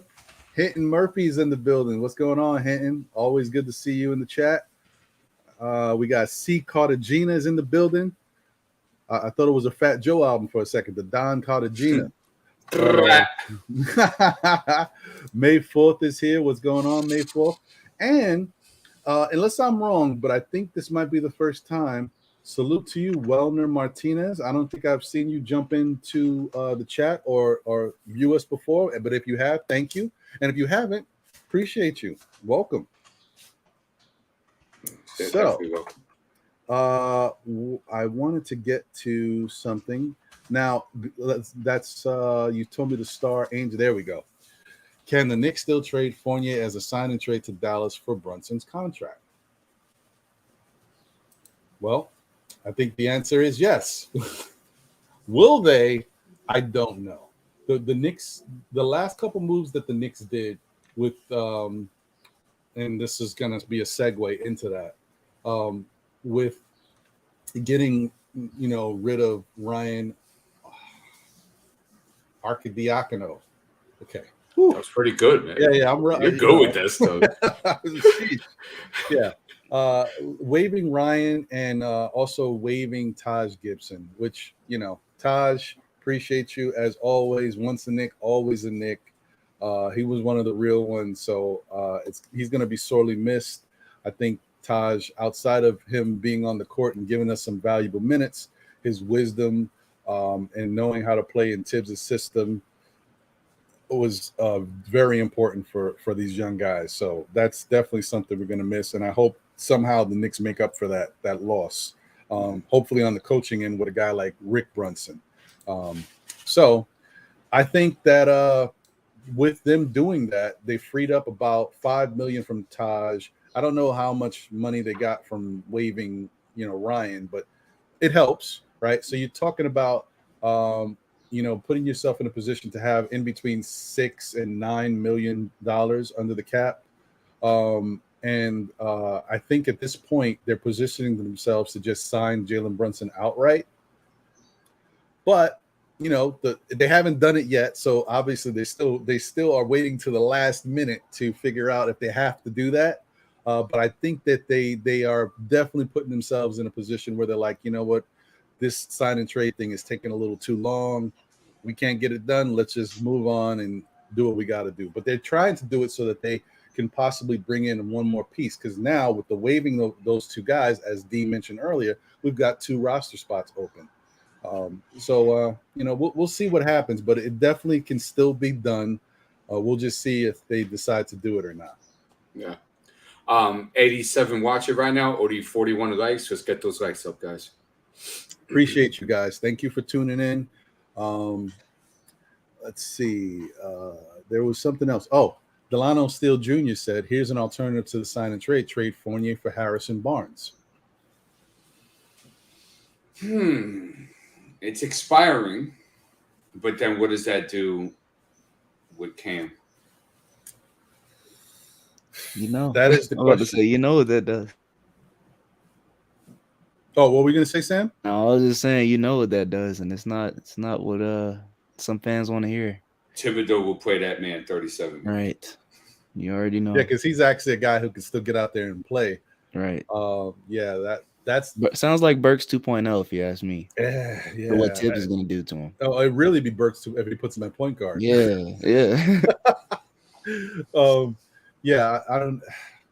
I like having a guy like that on the team, but I don't know if you have to have that type of guy now, because that is the thing that we worry about. Thibodeau will definitely find a way to play that guy and not let these young guys get out there. I think we may be in a situation where we can use another player that can give us good minutes on the defensive end or do other things. But for the Knicks' sake, they may need to stay with what they got and see what we can do with these guys. So, because the more you add, the more you give Tibbs other options to not play the young guys. So, yeah, I don't know. That's tough. I don't know what they can do in that situation. I'd have to really think hard if there's another alternative. Now, the only reason why I would do something like that, don't get me wrong, I like the Harrison Barnes idea in general, but is if Fournier just started chirping. Like Fournier's like, I don't know this. I don't want to come off the bench. I don't like the way you guys are using me. You're paying me this money. I thought I was going to be a bigger part of this team. If he started chirping, and it looked like he wasn't happy, then okay, maybe you're forced to trade him and get him up out of here. But I don't know if I would want to do that particular trade right now, because we're still talking about how do we get time for a guy like Sims. Right. How does Obi consistently get those extra minutes? And D brought up, I mean, like if you can, like that would be huge if you can get Obi to play the 3, like, and if he can be, usable at the 3, that would be tremendous, because not only does that guarantee Obi will get a good amount of minutes in each game, if he could be moved around, it also opens up more minutes for a guy like Sims. Right. I'm just kind of worried. Like I honestly, and I'm not even one of those guys who's like, yeah, he needs to be there, but like beating the drum for him. But I just think that it's only right that you give Cam a chance to show, because like this is the contract year. We need to see things, and you have the time of which you could give it to him. I'd say I'd rather do it earlier than later in the season to see what you have. Like if he's trash, then move him. You can. Like I would rather start Cam at small forward, but I don't see it happening. I don't see a world where Tibbs says, yes, I'm going to start Cam at small forward. I know a lot of people would like to see it, but I just don't see it happening. Right. And plus, if we're going to go towards the 3 route, let's swing for something younger and cheaper. And let's go, for example, like a Keldon Johnson from San Antonio. They're rebuilding from the ground up. So why not take advantage? Go ahead, give them a contract, give them some draft picks, give them Cam or something like that, and swing for a Keldon Johnson. See, that I would do. Well, I would do that too, because then in that case, you're saying, listen, if somebody's going to take minutes away from these other guys, Keldon Johnson deserves those minutes. So yeah, then I'm like, hey, it is what it is, man. That's a really good player. So you snooze, you lose. Facts. I like that. And I really think Keldon Johnson, I mean, you said it. He's a guy I think the Knicks could really, I mean, unless San Antonio really has an issue with the Knicks, I don't see why he's not somebody that the Knicks could possibly pursue. Absolutely. And he's only making $5 million this year. And they just gotta, like he's another guy though. Like if they get him, Tibbs, you need to play this guy, and you need to play him a lot because he's another one that is due for his payday. So you have to factor those things in. And Tibbs, you have to play this guy, especially if we're trading for him. And the Spurs aren't going to just reluctantly just give him up. You're going to have to give up something to get the man here first. And it's kind of like a situation what I was saying with Brunson, but it's different because of age, obviously. But like in a sense, you're going to have to pay twice to get Keldon Johnson here. You're going to have to trade for him, and you're going to have to extend him on a contract and pay him. So you just have to keep those things in mind. Yeah. Right. Yeah. Well, if we do acquire him by some miracle, and Tibbs is playing that game, torches and pitchforks, and we riot in front of MSG because you just can't let stuff like that happen. Agreed. I agree. And thank you to Hinton for putting that up before. C. Cartagena had said, "Can Hunt shoot like Fournier?" Unfortunately, no. Of course not. Different galaxies. Yeah, we wish, man. Listen, if Hunt could shoot like Fournier, we never would have had a chance to bring Hunt in last year. He would be on somebody's team, rocking out. Yeah, he would not still be there. Trust me. Yeah. So let me. Before you do that, Parrish says, ridding ourselves of Fournier. Parrish, thank you for always coming in for spirited debates and discussions. We do appreciate it. He says, Parrish says, ridding ourselves of Fournier is the dumbest thing to do. This is a playoff team. Okay. So let me analyze this real quick. So do you start Fournier or does he come off your bench? Because if you start him, he's going to be in the backcourt with Jalen Brunson that can't play defense. And then you have RJ Barrett at the 3, and hopefully his defense is improved. But I'm not holding my breath on that.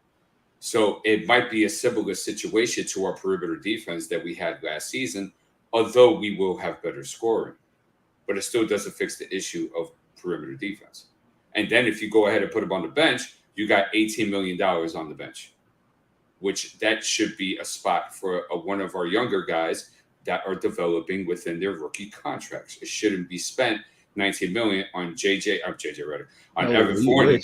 Yeah, right. On Evan Fournier at 30, 31 years old, and we might only make just the first round.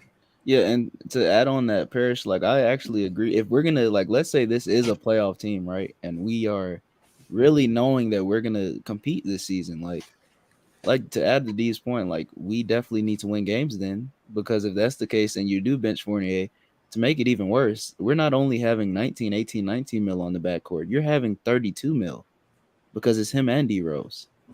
That's $32 million to two guys over 30 who have to perform every time they get the opportunity. So like with that being said, this team does have to be like in some type of like top half echelon of the conference. Like we can't be what we were last year and still have those contracts. Mm-hmm. Yep. And it's okay if they were like really productive players on the downside, and they're still Rose can't stay healthy for a year. And Evan Fournier, as we know, is a defensive liability in every way, shape, or form at that money. So it's a sticky situation. Right. I agree. And salute to you, Parrish Doug. I apologize for not seeing your super chat earlier. Thank you for the generous super chat. We were talking about Moody. He said, I disagree about Moody. He lost because he plays no D. Oh, no, yeah, I agree. I mean, he doesn't play defense. No, he does not. He's the offensive weapon, but he does not play D. I agree on that. I have no arguments with that. Yeah, so appreciate you. Once again, let me just do this. Say what's up to more people. Thank you guys for tuning in. As always, appreciate you guys. Margaret Edwards, thank you for tuning in and showing love. Fire Tips, hire Kenny Atkinson. Maybe one day, I don't know. Not right now, but maybe. Who knows? You never know. Andy N is in the building. He says nobody getting free minutes. I like that. I think everybody should work, and I like that the fact that what D alluded to before, the type of guys that the Knicks are bringing in, that are having in the climate, in the building around them, is that these are the type of guys that you want to have, and they can also push the other guys on the team to get the best out of them. You got to understand, like, this is a situation where the Knicks are in the let's win basketball games phase now. Okay, last year was a disappointment. Now we got to get back to winning. So I like that. Julian Blum, appreciate you, brother, as always. Good to see you. Ron Sarmiento says, can they just get rid of Tibbs and get a good young development coach? Send out the StreamYard for Andy. He's going to put to wrap Evan Fournier on the bench once and for all. Okay. Oh, so that's like, is that like a debate type thing? Or? It sounds like a challenge to me. So. Oh, I'm gonna sit back and listen. Man. You know me, he's more than welcome. Oh man. Okay, Andy. Okay, I'm ready. You know, Andy be bringing it for his European guys, especially Fournier, man. I hear you, brother. I'd be peeping that. Yeah. Salute to Bodega Wi-Fi. Salute to D Coolest 718. Salute to Ala Wise. What's going on? Salute to Ken BX. Appreciate you. And salute to Ashley Inc. Appreciate you. Yeah, so let me go back to this. This is always an interesting one. D loves this one. Can they just get rid of Tibbs and get a good young development coach? Well, can we just have good young developmental coaches, period, on the roster? You know, even if it's not someone who's manning the ship, can we just get those guys that you know, work with these young guys to the point where Tibbs in practice is like, man, I don't know what you guys did. Look at this guy. He's really after it. I don't know. I mean, I really don't want to play him because I love this guy, but I got to figure out a way to get this guy involved. That's what I want. I want Tibbs to be like pulling whatever little hair he's got left out. Like, I got to figure out a way to use all these guys. That's what I want. Yeah, and then if we do that, I'm not even gonna call him by his. You guys know I gave him a nickname. I'm not even gonna do it anymore. Yeah, Is Tibbs gonna even listen? Like John Mark just said, I don't even think he'll listen to the assistants. Really, I really don't. I still think Tibbs is gonna be stuck in his old ways. He's not going to want to hear the new ideas that guys have, and it would be smart of him to do so, considering what he's seen himself basically die on the stake the past season. You know, he should take new ideas and want to run with them. So we'll see if he's willing to, you know, compromise and listen to other perspectives. I think it will really benefit him. Agreed. Also, another salute to Shaw Powers. Appreciate you. Salute to Be Civilized. Jean-Marc in the building, and also big shout out to my guy Hard Will in the building. What's going on, brother? Yeah, thank you guys for tuning in as always and showing love to the show. And salute to Enzo. I don't know if I've seen you here before. If this is your first time, appreciate you, man. Thank you for tuning in. Yeah, so that's the thing, guys. And let me put this up real quick. Let me share my screen. To answer Ron real quick, yeah, that was his name, right? Sacramento, whatever. Wait, yeah, Ron. Yeah, okay, yeah, Ron. Mm-hmm. So that, well, you might get your wish, because if there's a bump of the road start in the beginning and stuff like that, Tibbs might be the fall guy, and I think Brunson or something like that. It's already being groomed for a replacement if that does happen. So we'll wait and see. Yeah. I mean, I really look. I know I say what I say about Tibbs. I'm not happy with Tibbs as the coach. There's certain things that he has done or not done that I'm not in love with. So I think they need to make a change in some aspects. But I also I want the Knicks to just get it right, and I hope Tibbs just has a great year. You know what I mean? Like, I don't want the dysfunction. Oh, now we got to bring in a new coach, even though I want it. Like, I would love for Tibbs to just get it right. Like, could we see Tibbs figure it out for once with a young group of players and all those old ideals that he's so familiar with having? If he kind of could change it up for once, it'd be great. And I think it's a good chance of that happening, Ron. Like I said, you know, we've taken away some of those old reliable toys. The only one he's got left is D Rose. I mean, that's right. That's really the only one that he's like diehard batting for every single day. Like Taj is gone, Burks is gone. Thank God Butterfingers is gone. We don't have to worry about him throwing him in there. I mean, he's got to play these young guys. Like, he doesn't have a choice now. Like, if he looks around, this is a youth movement now. Like, especially like the oldest guy now is Fournier. If Rose doesn't play, the oldest guy on the team is Fournier. Yeah. That's crazy. Fact. That's a fact. And also, well, you got a super chat for Parrish, by the way. Well, I got it already. No, he did another one. Oh, damn. Yeah. Parrish don't play around. Yeah, I see. All right. What was I gonna say concerning that? Oh yeah, that it seems, and I'm hoping that the front office does have a list of mandates for Tibbs this year, and one of them is being not relying on the old toys like Sam mentioned. I think another one too is minutes restriction, because Tom, he throws that stuff out the window. So he's got to manage these guys' minutes better, and it has to be more evenly in balance. And I'm interested to see that developing as the season comes, because I think that will be a challenge. But if it comes from upstairs as a mandate, I think it will be a lot easier. Agreed. Let's see. Parrish Duggar, thank you for once again another generous super chat. He says silly about the D. Luka and Brunson made the World Championship Finals. Is that what it is? I believe so. Yeah. I mean, look. But you know what? Even though Luka and Brunson are not the most talented defenders, that defense that team was playing was ferocious. I was just going to mention that. I was going to say, like, that team was playing some hella defense, man, with what Bullock was doing and what the rest of the guys bought into. Dorian Finney-Smith, right. Even the bigs, you know, I kind of right. Maxi Kleber. I was about to say, man, those guys was playing defense. Season. You couldn't have told me that Maxi Kleber was I swear to you, Sam, before this playoffs, I was like, Kleber, like, I don't even know why this dude's on the team. I thought he was another Bertans, but I mean, he's a rim protector and a shooter. Like, yeah, he's pretty Kleber good. Is way better than advertised going into the season. So I think it is a big deal, Parrish. And Parrish, you always bring up good concepts, but you got to see all the variables of the equation. It wasn't just them as their top perimeter defenders. They had the guy. His name was Reggie Bullock. They have Reggie Bullock. That is a good on-ball defender. Dorian Finney-Smith is a good on-ball defender. Maxi Kleber comes off your bench, and his defensive versatility is amazing.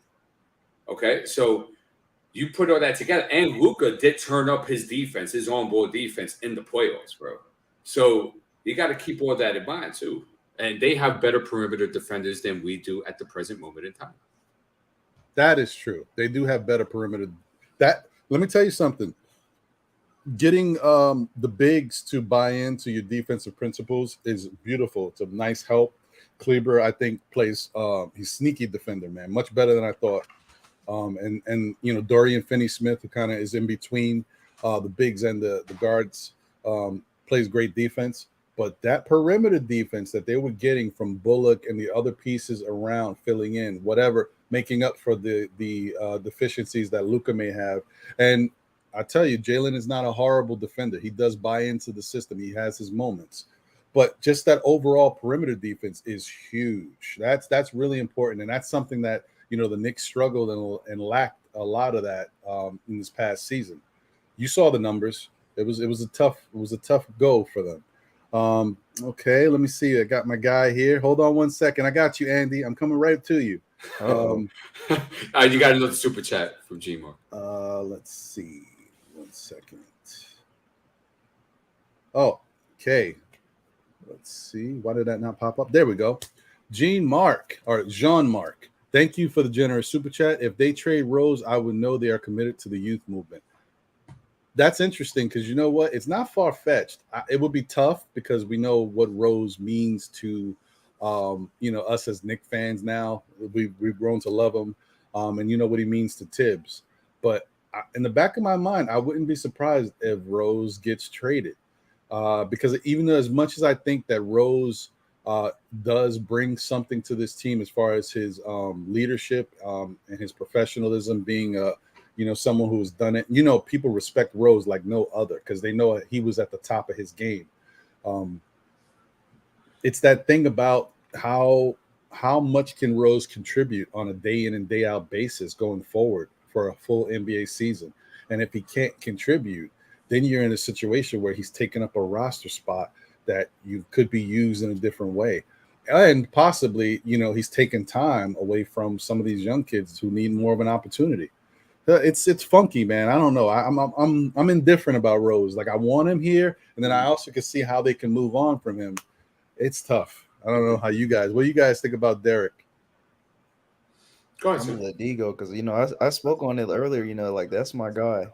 But if it comes down to it, I think it would have to be a sense where they're like, okay, one of these younger guys is taking a next step. He's really showing promise. So you could see yourself cutting your ties with him. But D Rose is a experienced bucket getter, and he's one of the few like pure shot creators that we have on this team. So just like how we're talking about, how Fournier is like a proven sniper, he's the best shooter we have. D Rose is one of the few shot creators that we have on this team who can still get his own shot. He doesn't need help. He can get it on his own. So, I mean, he does command a lot of things to where you could see somebody going to bat for wanting to keep D Rose. Like I said, the only way I see him getting moved is if one of these guys has a breakout, like quickly McBride, one of these guys shows a lot of promise, or they just really need to cut ties as far as money goes. But I don't think they would. Yeah. I'm in favor for keeping Rose because Sam just hit it right on the nail. He's one of the few guys on the team that could get his own shot consistently. And that's, as you see, that's harder to come by than you think. So, but it's a sticky situation too because of his age and because of his health history and being able to open up some of the minutes for the guys that you do have on your rookie contracts. It's a sticky situation. I'm interested to see what they decide. I'm with you on that. I that's the thing. Like, I'm just so confused as to what's the best thing for them to do. Let me get Andy's comment on Rose real quick, and then I'm just going to show something, talk about it for 2 seconds. Then I want to get to Andy's take on the whole Fournier thing. Yeah, because he's about to destroy D. I know Andy's coming in hot. That's why I'm sitting back. I'm like, Andy, just go ahead. Andy, what first off, salute to you, brother. Good to see you as always. What's going on with you, and what do you think about if they trade Rose? Then Jean-Marc would say he knows that they're committed to the youth movement. Yeah, first of all, it's a pleasure with sharing the panel with you, Ron, D, Sam, as always. Listen, I think you can still be committed to the youth movement and be keeping, D Rose around. You have to have that vet around these young guys.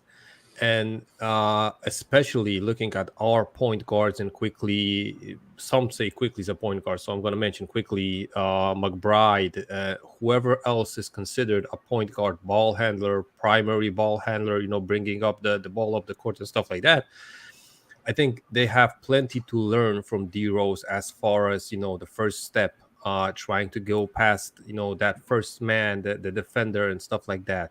I think that's something as valuable as a vet can bring to you, because he's going to teach you angles, he's going to teach you how to use the screen properly, how to read the defense, and know if you have to switch up the lane, switch up the the angle, the driving lane. So I think maybe that contract of 15 million is a little bit too much, but I don't think you have a way out of it. Like, they can't waive him and bring him back. So I think you're basically stuck with D Rose. I'm not gonna lie. I saw reports that they're willing to deal D Rose like pronto before the season starts. I'm not sure if it's true and if it's a necessity. For me, I would keep him around because, like Dee said, he's one of those guys that can get you a bucket in the the end of the game. I'm not saying that he's the D Rose of his prime, because we saw him when he was even on Detroit. We saw him lose games for the Pistons, and it wasn't a tank job. He just, for example, tried to do the move, and someone stripped him because he ain't the D Rose of his prime. But then again, I still think, D Rose currently still might have better ball handling, better reading on the offense, the offense awareness than these young guys we have. Yeah. I'm not adding to that roster Jalen Brunson, because he's maybe not an unknown for the Knicks, but I think he's gonna mesh differently with the roster, and he's gonna need time. I'm not expecting him to come and the first 10 games we're gonna be like 9-1 or 8-2, because Brunson's so good. I think the growing pains are gonna be there. We know that Tibbs loves those 10-20 games increments, so I'm expecting the roster that's gonna start the first game. Maybe tweaks are gonna come like around the 20th game. I think he's gonna give him the 20 games at least to work it out. And unless it's gonna be like we're gonna be like 1-9, so that might come at the 10th game. But I still don't see him changing the rotations, the lineups that much unless an injury happens. So yeah, that's my take on D Rose. Yeah. Okay. My question is that if you could trade D Rose, right? And remember, I don't want to, but I'm saying if the market's out there for D Rose, if D Rose has a market, and you could get an asset for him, do you do it and just implement young guys into a larger role in more minutes? But the asset, you mean a late first round pick, yeah, sure. probable second round pick, or Correct. or a rotation piece? Because that's the key. It could be all that in a bag of chips. Pick your poison. Well, I think I still think I'd rather keep him, unless someone is throwing like two first round picks for us. 2 first round picks. Sorry, D Rose, see ya. You're gonna have a coming home video when you visited MSG, but a late first round pick for D Rose, his experience might be a little bit more valuable than adding a 10th pick in the next 3 years, right? So I think sometimes that the experience and that vet leadership is you can't put a price tag on it. Mm-hmm. I hear you. I hear you. Let me do this real quick. Like I said, I want to put this share my screen real quick, but I also want to just give a quick shout out. And answer. Just say one quick thing to this as well. First off, got another super chat as well. Okay, no problem. Thank you. Salute to Joseph Gonzalez.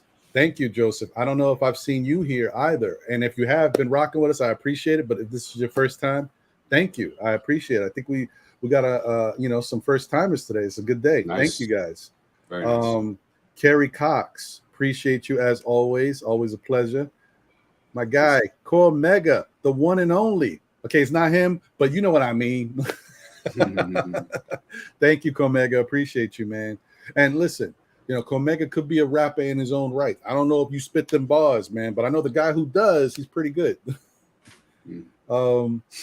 Let's see. Shout out to my guy, Yankees Morning Brew.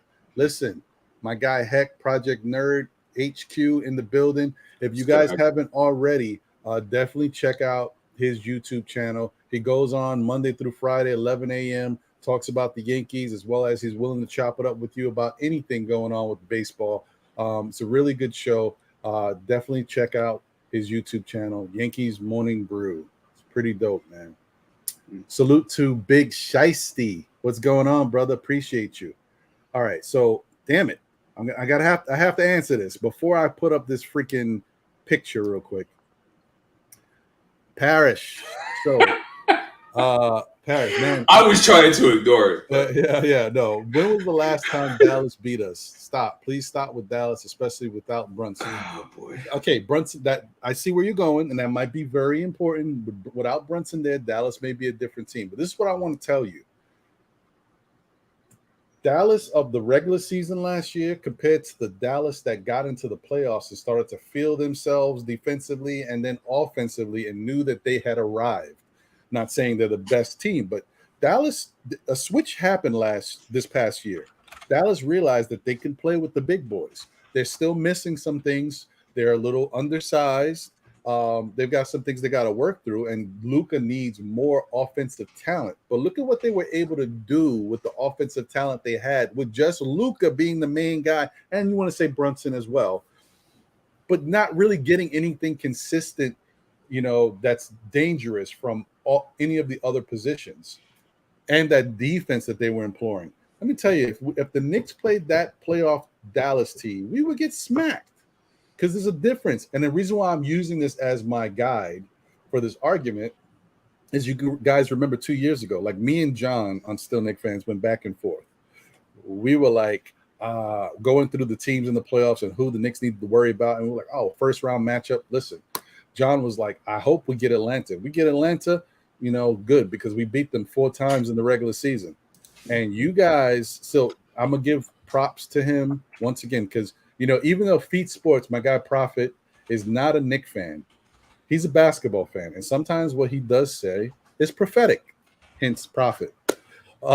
He said, watch out for Atlanta, because Atlanta has Nate McMillan now. They didn't have him all season. He just got with the team mid-season, and they're starting to buy into his defensive principles. And if you guys remember that season, that's the 4th seed season, Dallas was one of the hottest teams in basketball, right behind us. I think at one point that we might have finished tied with the same record for the second half of the season. Like, I think we both had like 31 wins or something like that, crazy. And you guys saw what happened in the playoffs. Atlanta gave us the business. So I'm just saying, like, teams turn it on and they change and they buy into what they got going on, and it's a different team. That Dallas team that we just saw in the playoffs would have smacked the Knicks up. That's what I believe, because they bought in and they were playing incredible basketball. Also, another thing too, he mentioned also something about, we put analytics in there. First of all, I watch more games than a lot of other people, and I watch everybody. So it's not just me reading a stat line. Also, too, they made it to the Western Conference Finals last year. They beat a Phoenix team that made it to the finals and destroyed them in their home court in Game 7 and locked them down. So their perimeter defenders are on a totally different level than the perimeter defenders that we had last year. Let's stop the crap, guys. Come on. Okay. Hold on. I'm sorry, guys. I just want to really give props to everybody who's joining in, especially when we got so many new faces that have jumped in today and are tuned into the show. So bear with me, Andy. I know you're ready. I got you, Andy. Oh no, he's good. He's coming for D. Yeah. So Brooklyn Buddha, salute to you. Thank you for joining. Brooklyn Buddha says D Rose has been mentoring Jalen Brunson since he was a kid. I don't see him getting traded before the deadline. That's an interesting point too. And here's the other thing, guys. I go back to the fact that could we use somebody else on the team if they opened up that roster spot with D Rose? Possibly.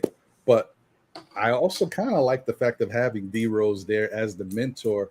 And, if by chance, God forbid, if D Rose is hurt, that's one less guy that Tibbs can play over one of the young guys. But yet you still have his same mentorship and mentality with them that they can go to and get advice from, understand different things. He's still going to be a big piece of helping those guards understand what they're doing out there. So as much as I'm on the fence, I tell you, I want him here, but if you get rid of him, I'm like, okay, I understand. It's tough. It's tough. But thank you for the generous super chat, Brooklyn Buddha. Appreciate you. All right. So let me put this picture up, guys. I've been trying to get to it for a minute. I apologize. You also miss Jean-Marc gave you another one as well. Jeez, man, guys.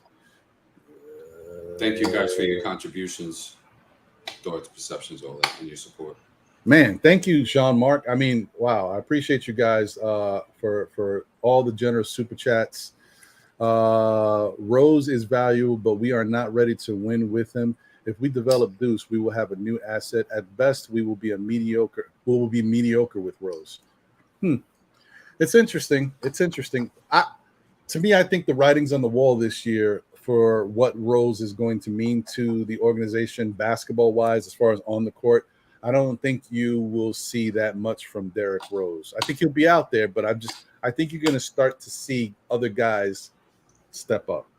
I think the most important guy, I mean, yes, of course, we would all love for Deuce to continue to develop and show us something. I think the guy you're going to see a lot of is Quickly.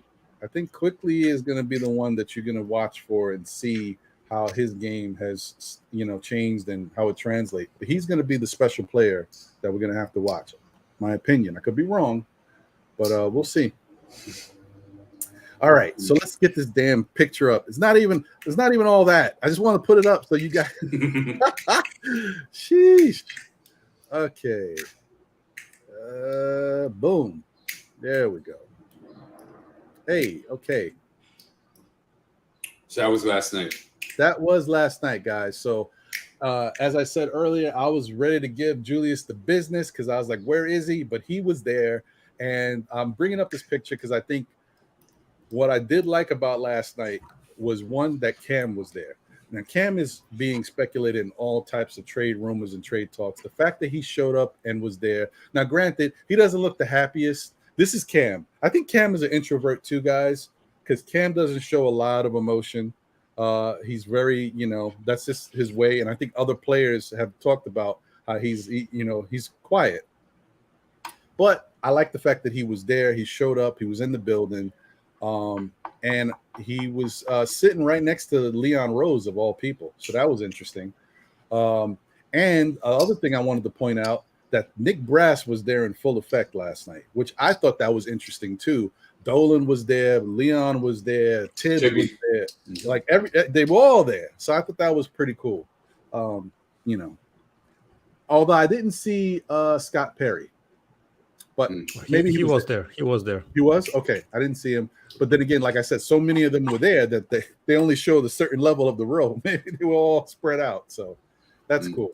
I like that, guys. And, we haven't really seemed like a together franchise. And I like the fact that everyone, showed up. That's a good sign, if you ask me.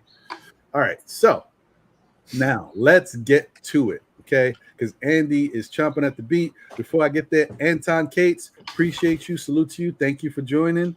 My guy Tony Crow in the building. I'm gonna put put the link in the chat. You're welcome to join as well if you'd like to. If you can't, I understand, brother, but I want to always give you an opportunity. C God is in the building. C God, once First again. time. You know what?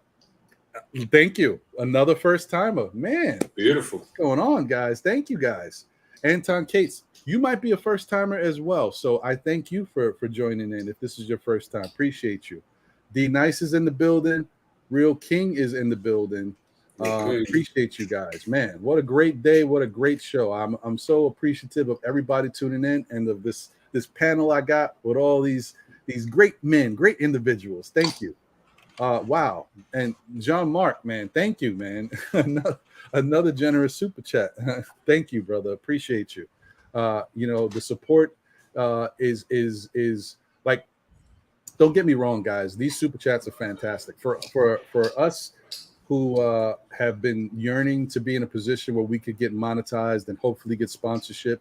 This means a great deal. It's going to allow for us to start paying some of these little things like vMix and StreamYard, and maybe taking it to another level and getting better equipment for us, because I'm a little frustrated. I want this to be beautiful, but we got to get there slowly.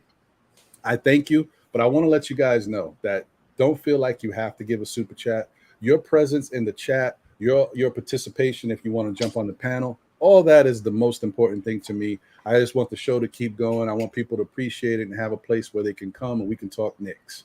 So thank you guys, as always. Okay, here we go. Let's get ready to rumble. Now, let me listen, first, Ron, let me just go back to the picture that you had up, because you didn't have, don't you guys feel, I think that there's only one tweak to this question, though. don't you guys feel that, there's still one guy missing there? And I'm not talking about RJ, because we know that RJ is with Team Canada. Mm-hmm. But listen, our new point guard, we didn't see him there.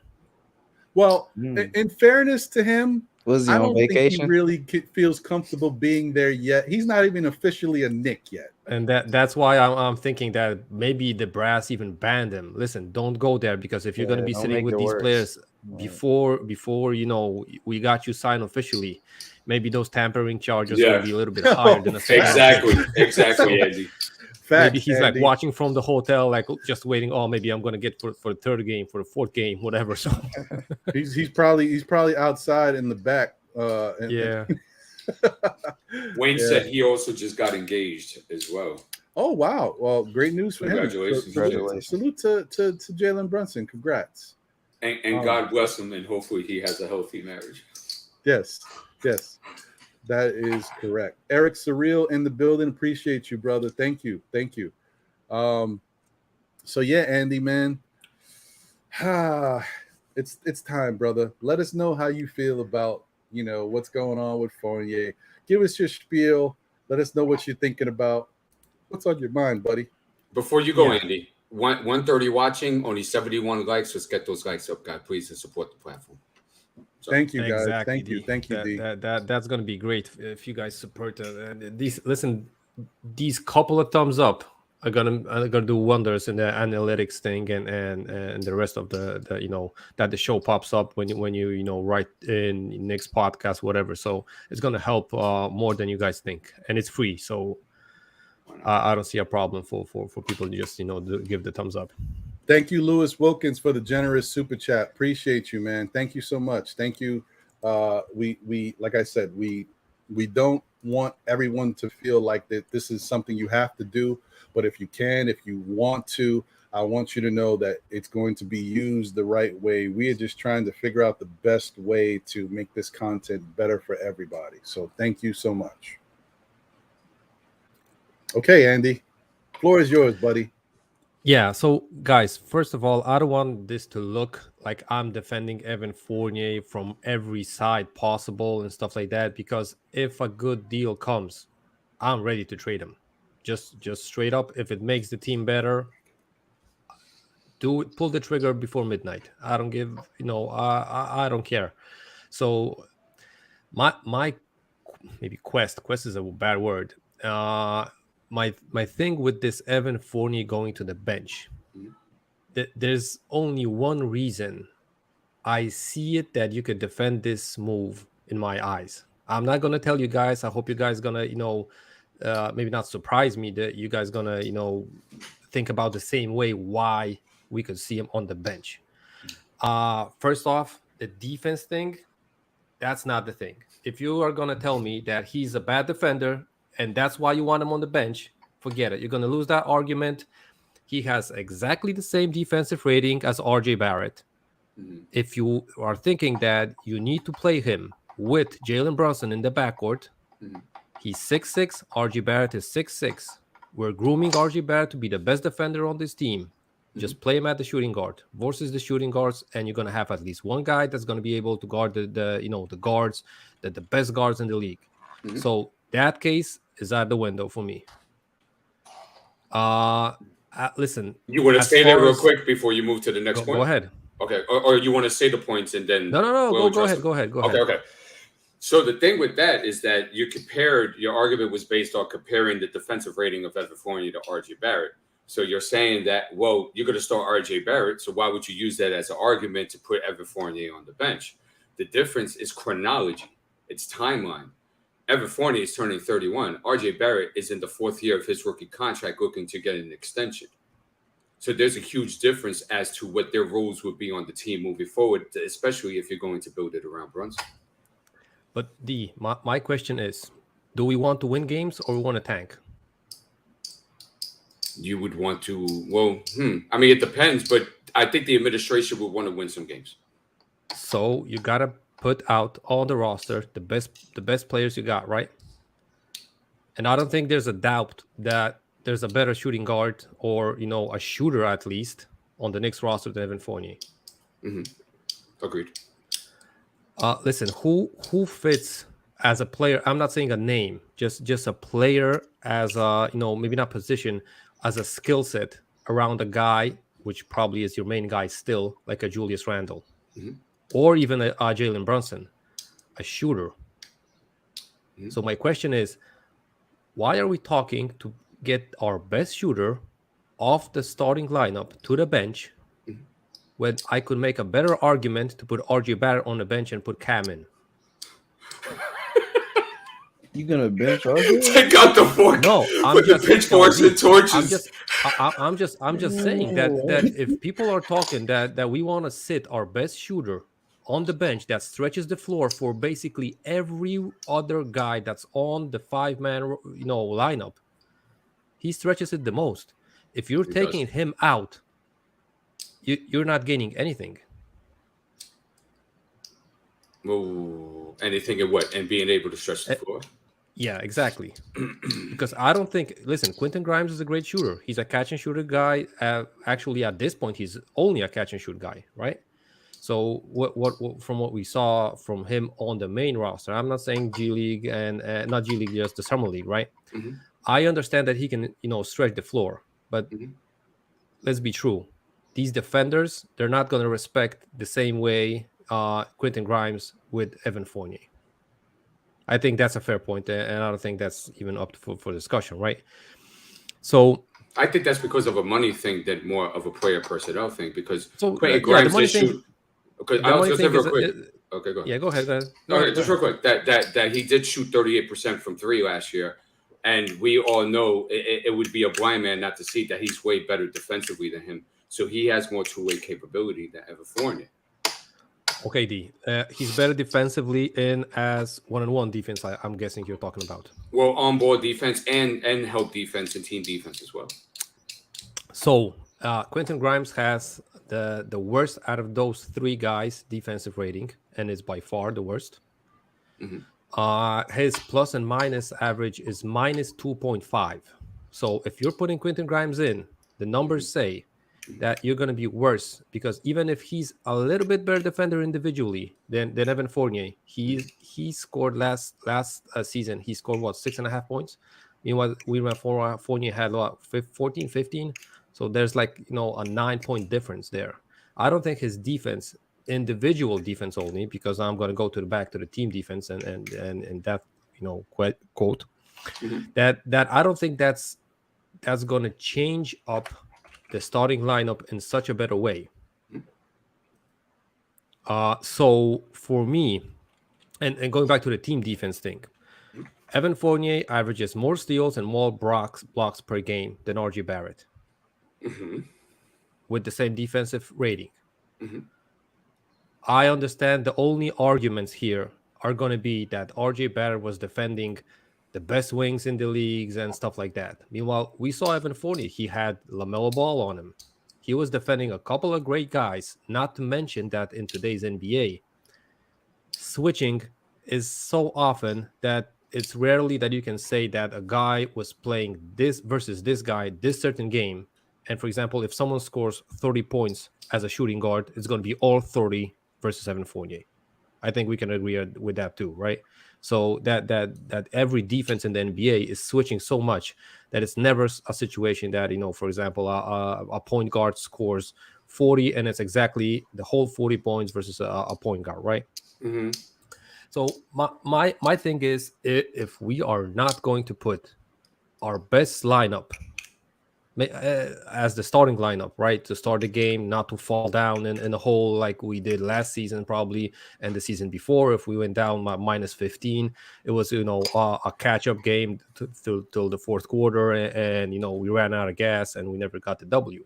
And my point, Fournier is the best, maybe shooting guard / small forward, because he's as high as RJ, so I think they're interchangeable as far as on the defensive end. On the offensive end, the same situation. Not to mention that he was paired with Julius Randle on the offensive side way more than RJ Barrett. We saw Fournier, having handoffs with Julius and stuff like that. We rarely see RJ play a 2-man game with Julius Randle.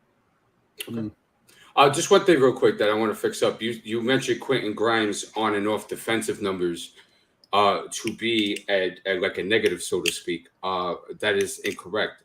His points per possessions was a negative 3.6 on opponent's points per possessions, which is very high for his position in the league. And also opponent's effective field goal percentage, it was a negative 1.4, which is positive, by the way. And he was amongst the league leaders at that position as well. And his turnover percentage on opponents was a plus 1.2. And that was amongst the league's best at that position as well as a rookie. So I think I had some other numbers, other stat then, because I saw clearly that he was a minus 2.4 compared to Fournier and to RJ. Yeah, I'm looking at my sources are cleaning the glass. Okay, I think I was on NBA.com and I had the defensive, advanced stats, so somewhere there. But listen, only way I see Evan Fournier on the bench, and this is only a basketball philosophy thing, and you can sell me on getting him on the bench if there's going to be a situation where Jalen Brunson, RJ Barrett, and Julius Randle, because I feel those guys they literally have no way they're going to start, a game off the bench, right? I think that's clear. Mm-hmm. Only way that Fournier starts off the bench is if those three guys take so many shots that there's not enough shots for Evan Fournier to be effective on this roster. And that's why if you want to go with Evan Fournier off the bench, we're running the show with Quickly, with D-Rose, with Obi, then he's going to have to get those shots with the bench squad. That's the only reasoning that I'm accepting with Evan Fournier on the bench. None other reasoning is acceptable. Like you said, only because, one, he has a contract as a starting shooting guard. There's not a better shooting guard, small forward, paid more than him. So it would be blasphemy. People would blast the Knicks front office for giving him that much money and running him off the bench. And what we got to take into account, it's the same situation with Quickly and with Grimes. If you bring them to the starting lineup for that shooting guard, whatever position that that you're replacing Fournier with, right? Mm-hmm. They are not going to get that many touches as they have currently off the bench. Mm-hmm.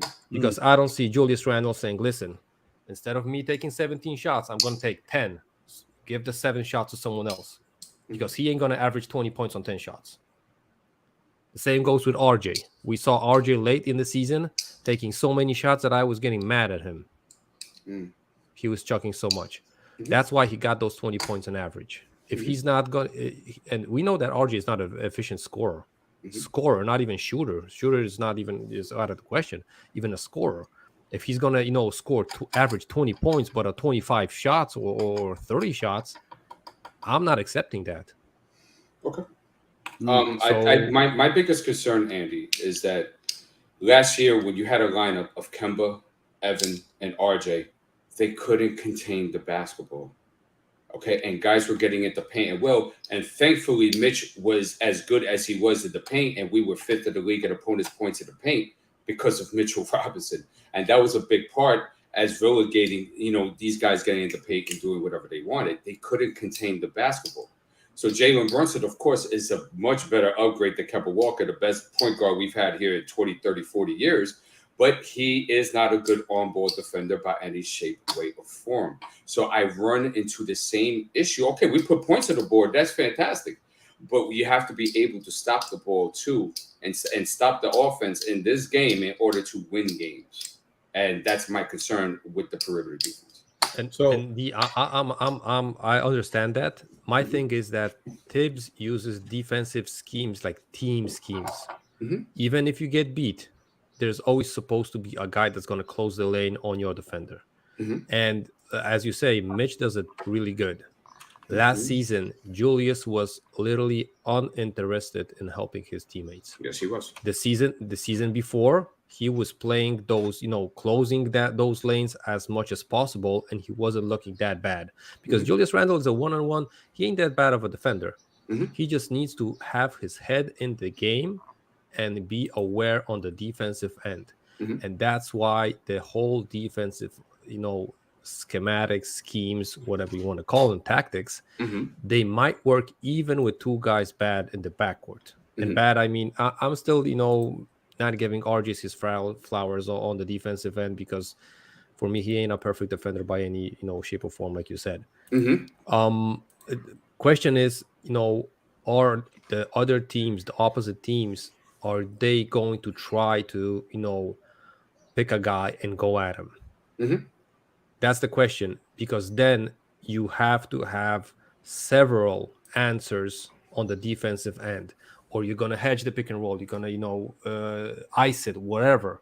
You have to have several things, because if one solution doesn't work, you have to adjust mid-game, and we know how Tibbs is with mid-game adjustments. He's really poor in that aspect. I hope now with Rick Brunson, he's going to be way better, and he's going to understand that he needs to listen to his assistant coaches more than he did it in in the previous season. But the question is, will he do it? Yeah. And another thing that, because I hear, not just from me, I've heard it from other guys as well, they prompt the fact that we're 11th ranked defense as far as efficiency, but they don't put it into context as to how that happened. So a big part of that was, like I mentioned before, opponent's point in the paint.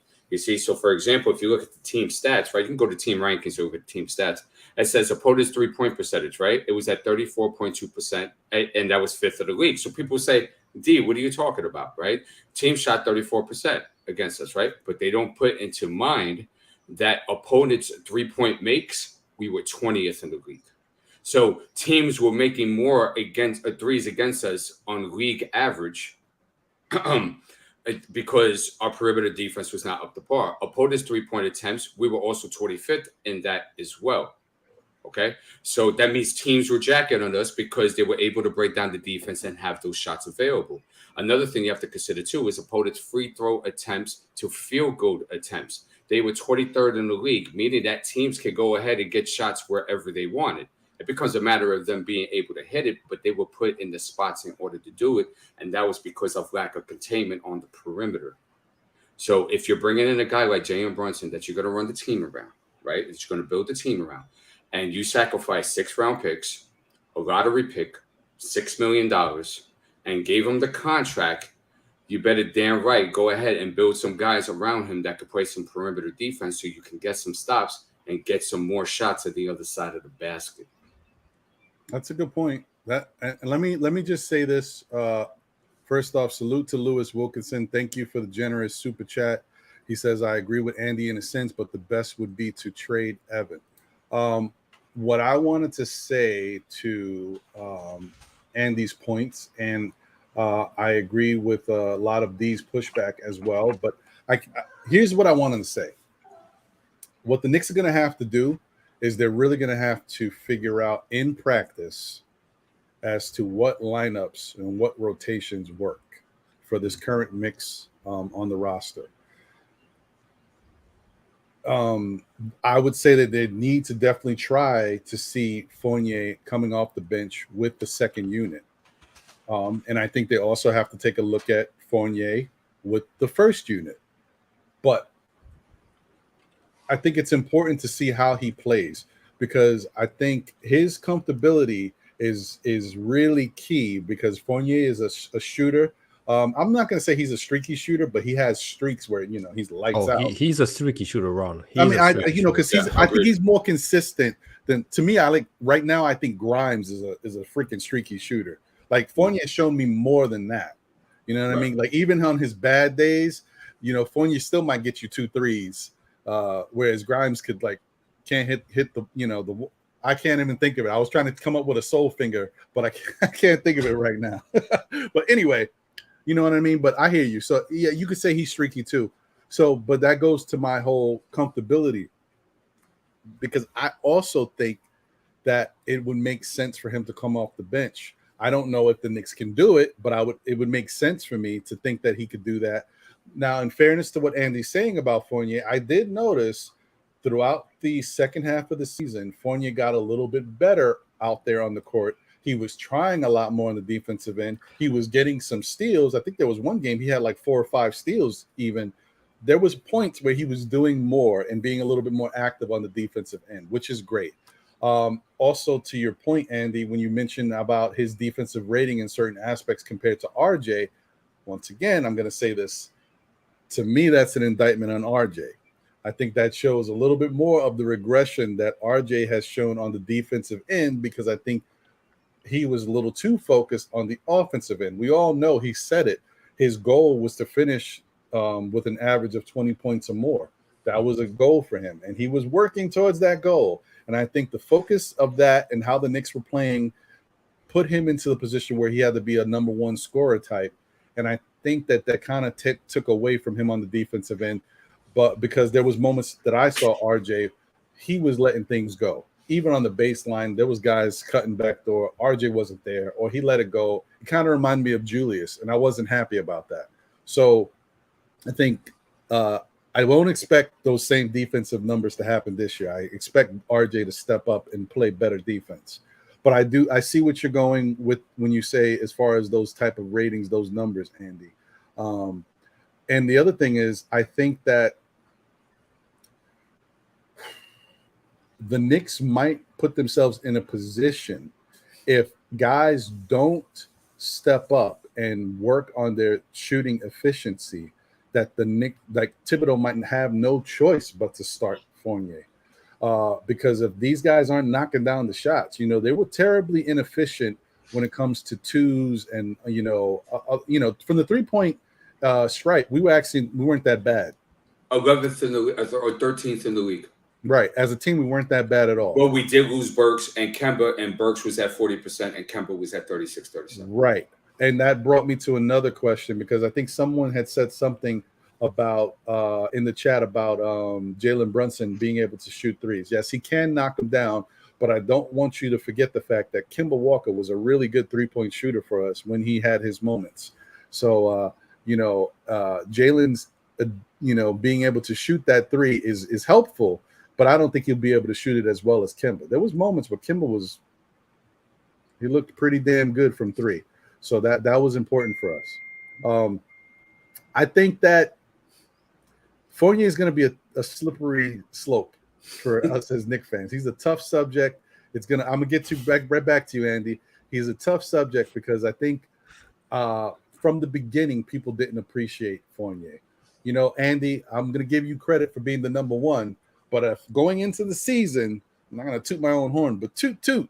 I was number 2 with bigging up Fournier because I thought he was important, and I really liked what he brought to the team. Over the year, his being exposed on defense bothered me a little bit. The French Cruller thing, when he had 0 points and all that stuff, it bothered me. But it's a marathon. It's not a sprint. So when you get through the whole season, Fournier wound up having a pretty decent season for the New York Knicks. In his first full season with the Knicks, you know what I mean? Like, you look at it and you say, it wasn't that bad. There's issues there. But if we build, right, and we continue to put better pieces on this roster and around Fournier, maybe he won't look as bad as he did, because the roster construction was terrible this past year. Maybe it looks better overall. Guys step up. The Grimes of the world step up. RJ steps up on defense. Julius comes in with a better mentality and has a better overall game. Maybe all that can help disguise whatever efficiencies Fournier does have. I mean, deficiencies. And it won't be as big of an eyesore when you look at how he plays out there. Plus, I'm going to give him credit. He wasn't as horrible as he was earlier in the season. And I think him being out there with Kemba was just horrific. It looked really bad. So, go ahead, Andy. What were you going to say? Oh, real quick, Andy, before you go on a tirade, peace to your daughter, by the way. One question. Do you take Luke Kennard or Evan Fournier? And on the same money? Or Kennard is cheaper? Kennard's a little cheaper. He's just a couple of million cheaper. It's around the same ball. Listen, a couple of million. I'm going to take that difference. Exactly. So then, do you feel that because you saw these things about Evan Fournier, if we were to get Luke Kennard, would the Clippers utilize Evan Fournier as he's being prompted up? Listen, like I said, if there's a better deal that makes a better solution for the Knicks roster as an overall salary-wise, whatever, I'm doing the deal. Fournier is not a guy that I'm not moving for anyone. If it makes the Knicks better, I'm pulling the trigger. There's no, I have no feelings with this guy. I just feel that, you know, fans go way, you know, ahead and trying to put him on the bench or trading him for a bag of chips for literally nothing. And going back, no, Ron, what I wanted, you know, what I put my finger. When you said that Fournier had good defensive games and stuff like that late in the season, those were games where Julius wasn't there. And Fournier is an experienced player. If the leader of the team, like self-proclaimed leader, whatever you want to call him, and Julius, if he does not show up and try to, you know, show that his head is in the game, that the effort is there, Fournier is not one of the young guys that he's gonna do whatever it takes. He's just gonna, you know, he ain't doing this. I ain't gonna play defense. He's gonna show you that because, and when we saw that also in the interviews, he clearly pointed the mistakes of the Knicks. We didn't do this. We didn't do that. No, you know, RJ and Julius, they're gonna, you know, soap your eyes with this. Like, listen, we don't know. Maybe this happened. We didn't adjust. Fournier's gonna, we didn't do this and this. That's why we lost. He goes, he's a straight shooter. He doesn't, you know, ramble about it. No, he says we didn't do this and this. We should have done this, and that's why we would get the W. So for me, that's the thing. That Fournier is one of those guys. He's not going to be a problem in the locker room, but he's gonna show his, you know, that he ain't happy with certain things. And that's the easiest way for him to do. We saw Julius going on those rampages, tirades, whatever you want to call them, that he wasn't happy with the teammates. Fournier was one of the first guys that was trying to hold him back and, you know, calm him down. And Julius wasn't having it because Fournier, he doesn't know Fournier for that long, right? He's a new guy. He doesn't respect him yet, probably. That's why, yeah, you know, I think the situation also with Kemba was the you know, that's why, you know, Kemba got benched. Now, I don't think that's only clearly about the game. Most of it, yeah, but I think Kemba was trying to be like take the leader crown off of Julius a little bit too fast. Absolutely. And listen, for me, like I'm Ron, you know, I said this on NBK. The funniest thing, Kemba got benched on Julius Randle's birthday. I was like, Kemba Walker got benched on Julius Randle's birthday, and I told Sim, this must have been a wish for Julius Randle to get Kemba benched because he couldn't stand him. So, and you know, it's a low key thing. I like a conspiracy theory, but I really see that happening because I saw that Julius was way unhappy with Kemba being the guy that promotes the city jerseys, the stuff like that, the whole coming home story again. Meanwhile, he was supposed to be the man here for the Knicks. And not only RJ was, you know, roughing him up a little bit from behind, but you know, when a new guy comes like in Kemba. Well, the whole look, the reason why I asked you about the Luke Kennard thing is because you agreed, and you agreed that we do need to upgrade the position, which is the only argument that I'm really bringing is to upgrade the position. Let's get a shooter in there that's just as good as a shooter, but can also play defense as well, which is something that Fournier cannot do consistently. Right. And let me do this. I started, so I won't forget. First off, thank you for the generous super chat once again, Mr. Paris Duggar. Who cares who starts? Fournier is a gamer. Keep him. Yeah, I mean, I will say this. If you're telling me that the Knicks just want to get rid of Fournier's contract and move him and not bring anybody in substantial, I'm not with that. Like, I think Fournier gives us more than just throwing him away for a bag of balls. Like, Fournier is a good player for what he does. And as far as him being, I equate him now. He's older in his career. He's a specialist. Fournier is a knockdown 3-point shooter. Some of his shots are wild looking, but they go in because that's his style of play.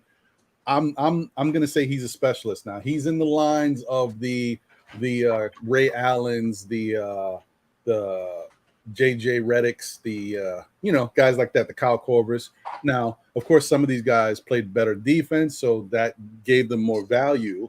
But I think, on the right team, and if the Knicks could be that right team this year, who knows? Maybe the pieces they've made makes them a better defensive-oriented team, and Fournier's lack of sustained defensive ability won't be as big of a deal, as I mentioned before. So we'll see. I also wanted to, I see the super chat. I'll get right to that. I wanted to just get through this 1 second. Kevin Middleton, I disagree with that. I think if you really look at both their games, you'd realize that Fournier is not better than Luke Kennard. Luke Kennard has a lot of basketball talent. But his athleticism and his defensive ability is what gives him the notch over Fournier. You might want to say, is Fournier a better shooter?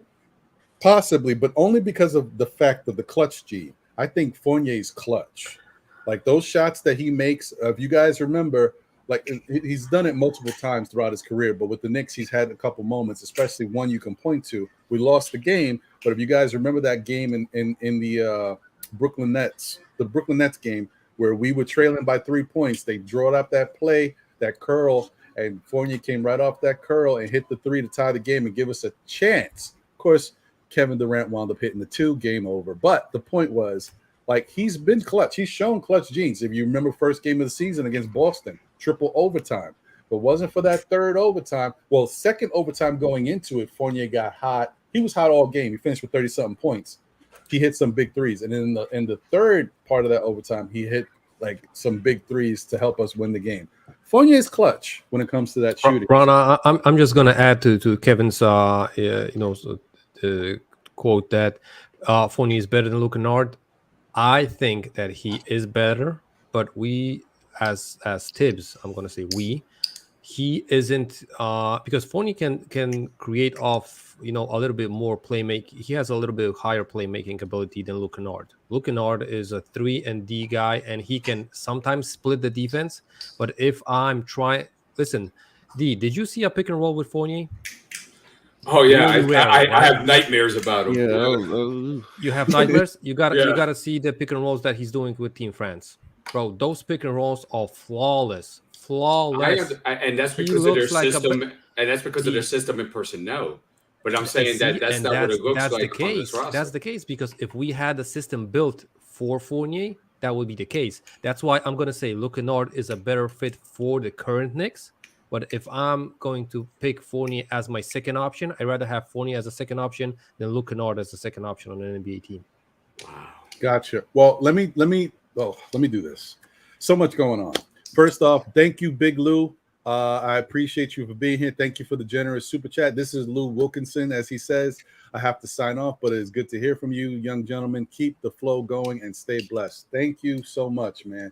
Appreciate you, brother. Appreciate you. What I will say to that point, Andy, is as much as look, I'm in Fournier's corner too. Like I'm back on it. I was a little, upset at some points, but I'm back on it. I appreciate what he does for the team. I'm not gonna. I can't necessarily say like over. If you look at Fournier's talent throughout his career in the NBA, if you compare the two, Fournier is the better player. Right now, I think Kennard is the better player because I just think Fournier has lost a step into what he was before. Now he's a three-point shooter, a specialist. When Fournier came into the league, Fournier was a special type talent who would not only hit you from the outside, hit you from the mid-range, he'll dunk on you. Fournier was feisty. Like, I think people need to look at old Fournier and remember who he was. Not saying he can't, he's definitely that far from it, but he is a little bit removed from that. Kennard, however, is a younger player. He still plays really good defense. Kennard came into the league as a point guard. So when you say, I think Kennard is a pretty good facilitator, but his role has changed. So he's changed from but when he came in with the Pistons, I think he was drafted by the Pistons, if I'm not mistaken. Yeah, he was a point guard for them. And then his role changed and he became more of an off-guard type shooter. So I think Kennard is a little bit better than Fournier at this moment. I don't know. Go ahead, D. I'll take it a step further. He shot better. He shot 6% better than Evan Fournier last year. At about the same clip. He shot more efficiently for the field. They averaged about the same assists, and he averaged a rebound more and almost less to the turnover thing. And he plays defense. I'm confused. I'm lost right now. Why would we not want a guy that could play both sides of the floor, that shoots better, that could put the ball on the floor much better than Evan Fournier can, and is younger with a cheaper contract? I think you're comparing two totally different systems that they're playing. I mean, that would be the case with every player. Then, if that's where we're going, that's why I'm only comparing RJ to Fournier and not comparing them to other guys, because they play in the same system. Oh, okay. And we know that the system. Listen, Fournier under D'Antoni is going to have 25 points per game. RJ is going to have 25 points. Julie's going to have 30, because they're going to run and take like 25 shots more than in Tibbs' system, right? And D'Antoni is known that he's going to get players paid thanks to their numbers and their stats. Mm-hmm. But so that thing for me, it's hard to compare guys unless they play in a really similar system. I think that the Ty Lue system is totally different than Tibbs'. Right. Ty Lue uses his players' strengths and he builds a system around that. We saw totally different things from the players that we could have seen thanks to, and thanks, it's like in air quotes, to Tibbs. I was about to say, we're not congratulating him on anything, Andy. Well, I was going to say too that I think that's kind of like a bailout a little bit, Andy, because the fact of the matter is that we compare and contrast players based on their skill sets and how they would fit in the system. That's what we do. So of course, that's why I said I would pick Kennard for this system. Of course, they're running a different system, but that's why we compare and contrast, and we put on our analytical hats and we put the information together to see if it fits or not. Another thing also too is that somebody mentioned in the chat that that Luke is not a great defender. On opponent's points per possession last year, he was a negative 3.6. which is somewhere amongst the leaders at his position, and his opponent's effective field goal percentage was at a negative 2.5, which was top 10, top 12 at that position in the league. So Luke Kennard plays defense. Sorry, go ahead. Yeah, and actually, well, thank you, B, for pointing that out, because I think, the perception here is, guys and ladies, because I know also I saw Annie David had mentioned that.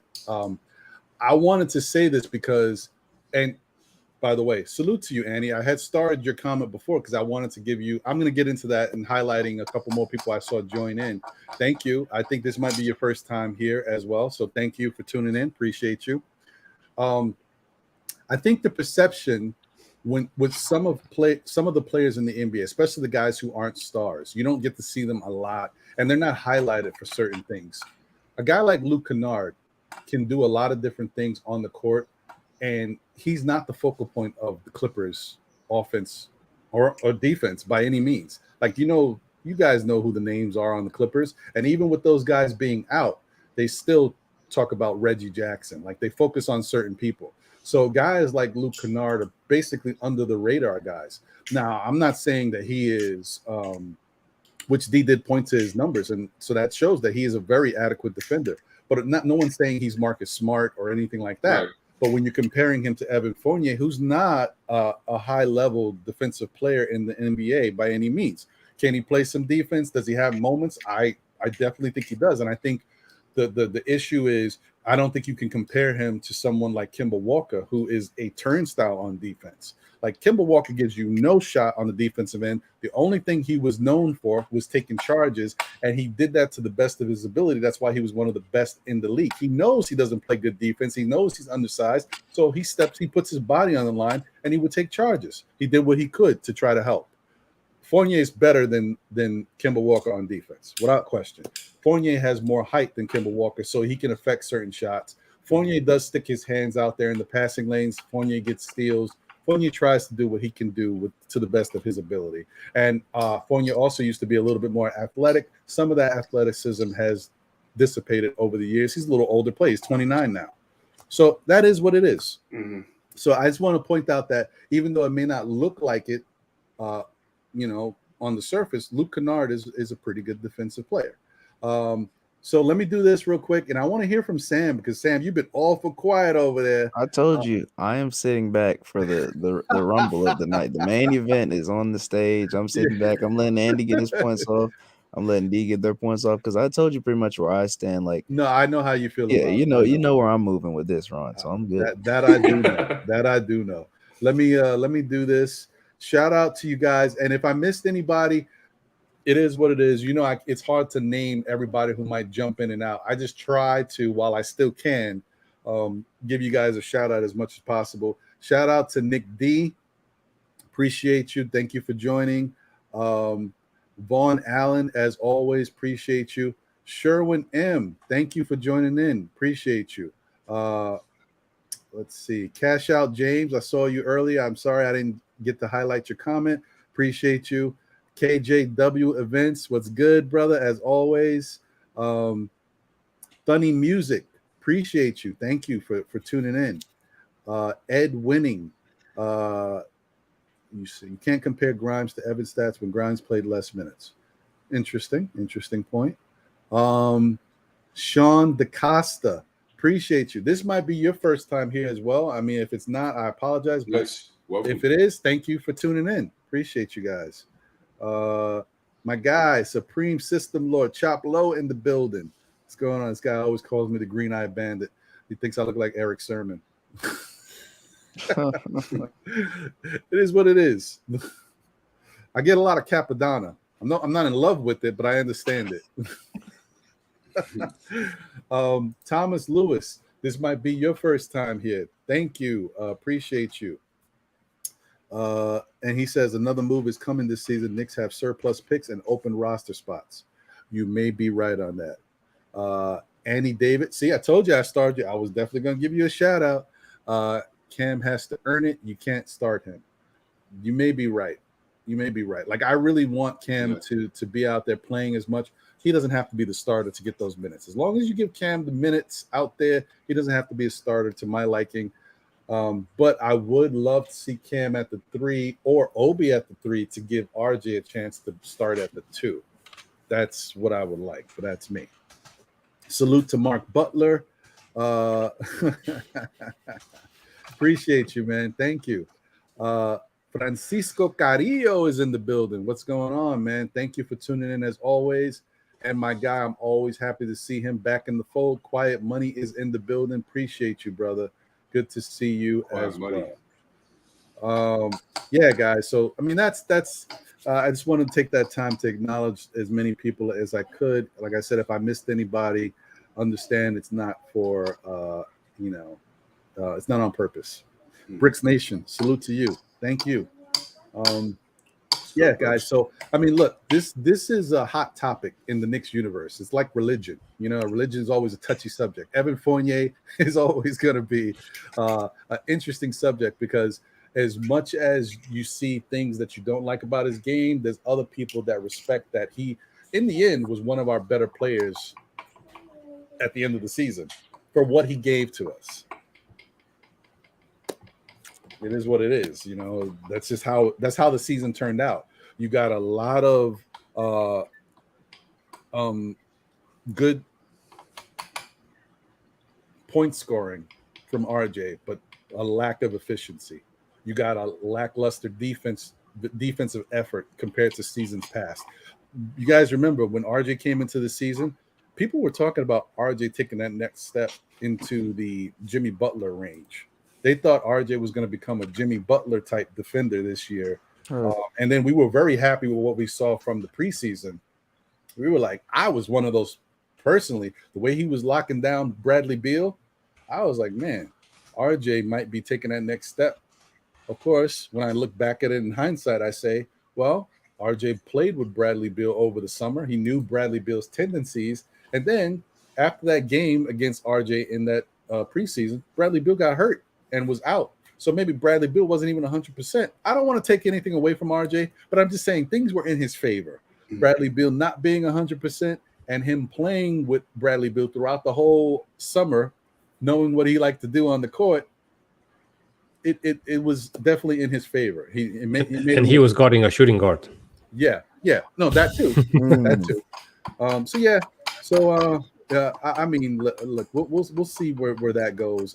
We also know there was a lot of things that didn't turn out the way we expected them to on the defensive end. The Knicks were a tale of two cities last year. You guys remember they started off playing good defense, then they struggled with defense. Their offense came out the gates great, then it struggled. Then they got some of that offense back, but then when it mattered, they couldn't sustain it. That's why we kept pointing to the fact of them giving up those 20-point leads. I think it was on 6 different occasions. Knicks are a very Heckle and Jekyll type team. I hate to use that for them because I love to say that about Charlotte. Charlotte was my Heckle and Jekyll team last year, but the Knicks were in their own right as well. You might want to address Geraldine real quick, man. Let's see. She's saying that her question wasn't answered. Oh, so Geraldine, you said, okay, why hasn't Brunson signed his contract? What's the holdup? Well, it's not on Brunson. Right now, this is all organizational, Geraldine. The Knicks are trying to figure out what they can do to put them in the best position to have some more flexibility to possibly bring in another person or just to make their contract situation look a lot better for flexibility purposes. The biggest impediment to them right now is the sign and trade. For us as fans looking on the outside, what the Knicks would love to do is be able to do a sign and trade. It gives the Knicks the most flexibility and possibly gives them, a position where they have money that they can bring in another player that they want to, or just be a little bit more under the cap because, there's cap penalties and all that other stuff that you have to deal with. They can obviously go out and just sign him outright because they've done stuff and made steps to do that. But they're trying to do the first option first. And unfortunately, it's taking some time. And shout out to the Queen, Steph, from Dope Soul Sports Talk and the NBK Network. She had pointed out something that she didn't realize, and I think a lot of us haven't really realized, is NBA free agency just started, actually. The free agency period, when it hit last week, was the beginning of negotiation. Yeah, it's like the moratorium period. Just started. So it seems like it's taking forever, but it really is still in the beginning phases of everything. So I thought that was huge because I didn't even realize that until she brought it up. And then I looked and I was like, oh, crap, that's true. So, yeah. And, I guess we just have to be patient as Knicks fans. It's going to happen. It's not one of those where, at least I hope not, but it's pretty much a done deal. It's just we just have to wait till it's official. Another thing, too, is that they could be working something with Dallas and try to soften the blow on the tampering charge or something like that. Or even they can put in the Detroit as a third team and try to maneuver those contracts of Brooks. I think Kemba's a done deal, but I think Brooks and Noel is like still I think that's hanging in the air. So maybe they want to move it in a 3-team deal and get some team a little bit happier than their currency. Right. Yeah, so there are variables to the equation as to why he has a sign there. Right. And salute to Parrish Duggar. Thank you once again for the generous super chat. He said, Daggett, who's better by the numbers, RJ or Fournier? Interesting question. You know what? You know what Andy's gonna say. Andy's ready for that. But Andy would be correct in saying that. He would, and he's not wrong. I mean, I'm not gonna say it though. I mean, Andy, we all. I saw tomatoes in the chat, so we all watched the same games last year, and I just wipe it off and say it before. Yeah, I'm about to say we all know. we all know. We don't. It depends what you like more. I'm gonna say I prefer more efficient shooters than non-efficient scorers. Yeah.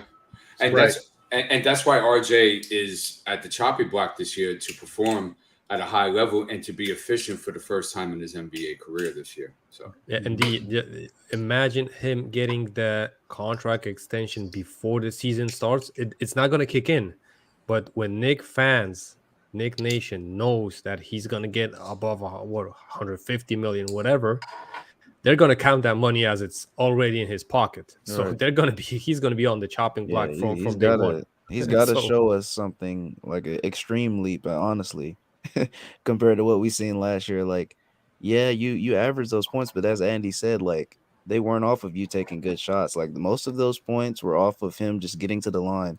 He was not finishing at the rack good at all. We all know that. 3-point shot inconsistent. So I mean, you add Brunson to the mix, you're not gonna get as many touches to where you'll have that high volume shooting for him or Randall. So, I mean, RJ's got a lot to prove this coming season. Yeah, yeah, I agree with that. Salute to my guy Pete Panagiotopoulos is in the building. What's going on? Yeah, I think that that's a big part of everything. RJ took a lot of shots, man. His ball usage was very high, and so I think now having a guy like Jalen Brunson to help stabilize, make better, smarter decisions, will definitely put RJ in a more efficient, mind state. Just, addition by subtraction, if you will. He'll be taking less shots, so his efficiency level is going to go up most likely just by that alone. And then hopefully whatever he's working on throughout his summer and what he does with Team Canada helps him. Because I also think being with Team Canada this time around is going to be better for him because more of the Team Canada pieces are there. Their Team Canada is pretty stacked. They got some good NBA talent over there. And I think that's going to be good for him to be around those guys and hopefully go into the next season. One thing you could say about RJ, he always knows that he has something to prove. He's always working on something. This past year was the first year that you could say that RJ regressed. I know most people, this is an argument. That's why I'm throwing it out there once again. Most people look at RJ's numbers like, well, you mean he had 20 points? No. You can't look at that. You got to look at how efficient he was on the offensive end and how he regressed on the defensive end. It's point blank. You can't deny it. And I think RJ knows that. That's why I love RJ as being a Knick because I think he's that type of guy. He's very, very smart. He understands his game. He knows what he does wrong, and he takes accountability for it. So I expect RJ to have a big year, show improved year, because he needs to. Because right now he doesn't look like a max guy. If you're really looking at what a max guy should be, and you're going to pay money to, I could say RJ doesn't really look like it to me. So we'll see. If he plays and balls out this year, then the Knicks better pony up and give him that money as soon as they have an opportunity to, because you don't want RJ walking, because you're going to regret it if he improves. And I know he will. I hope he does, or else he will be barbecued. I was about to say, Ron, I hope he does, because if you look at it, I mean, those other three guys that were selected, top four, they've all been paid. RJ is the only one to receive that extension. So, I mean, that should tell him right there that he has a lot to work on and that he has a lot that he needs to show next season, because all his buddies, top four, besides him, have gotten paid. Yeah. True. And that should put a fire under his butt as well. Yep. Salute to Green Goblin. Appreciate you. Thank you for always tuning in. So, guys, I know we already kind of touched on Derrick Rose, so I don't have to bring him back up. But, I mean, if he comes up, he comes up. How do you guys feel about the impact of Taj Gibson no longer being on the team? Because, there was a point where people were saying, hey, man, they're letting Taj go, but really they're freeing up some of that money. Maybe they'll bring Taj back on a vet minimum. And then right away, it hasn't happened yet officially, but then right away we hear that the Washington Wizards want to add Taj to the roster. So Taj may officially be gone. How do you guys feel about that? Are you happy with the fact that the Knicks are moving on? Maybe that opens up a spot for one of these younger guys to continue to get those minutes. Now, granted, one thing I want to say is Taj got a lot of minutes last year due to injury and due to health and safety protocols too. Because if Nerlens Noel was healthy, Taj wouldn't have played as much. So I want to throw that out there. But so how do you guys feel? I'll go to you first, Andy. What do you think about the fact that Taj is now gone? Yeah. Listen, I think Taj being gone opens up the door for Carmelo Anthony return. I'm not gonna lie. The other thing is what Sim mentioned last night. What's really, basically crossing, Carmelo's return to the Lakers is that the Lakers signs, I don't remember who, but they gave him the number 7. So really? I think that's one of the things that means, like, listen, if you're gonna get if you're taking my number, that means I ain't coming back, unless that was like something like really random that some guy in the PR department like forgot whatever, and then it's like a huge mistake. But as far as I see it, and the video being leaked that Dolan was leaving the restaurant, and a couple of minutes later, Carmelo was leaving the restaurant. Maybe that's the thing that's a blessing in disguise, that we're gonna have Carmelo here instead of Taj.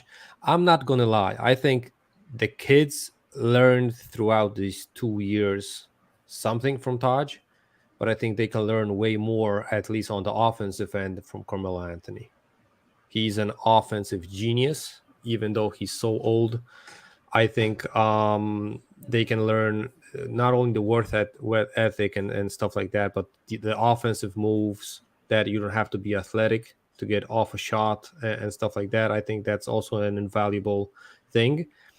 My question only is Carmelo willing to, be that off the bench guy, or even, the third string guy? Because if he's going to sign, he's probably going to be the power forward or the small forward, right?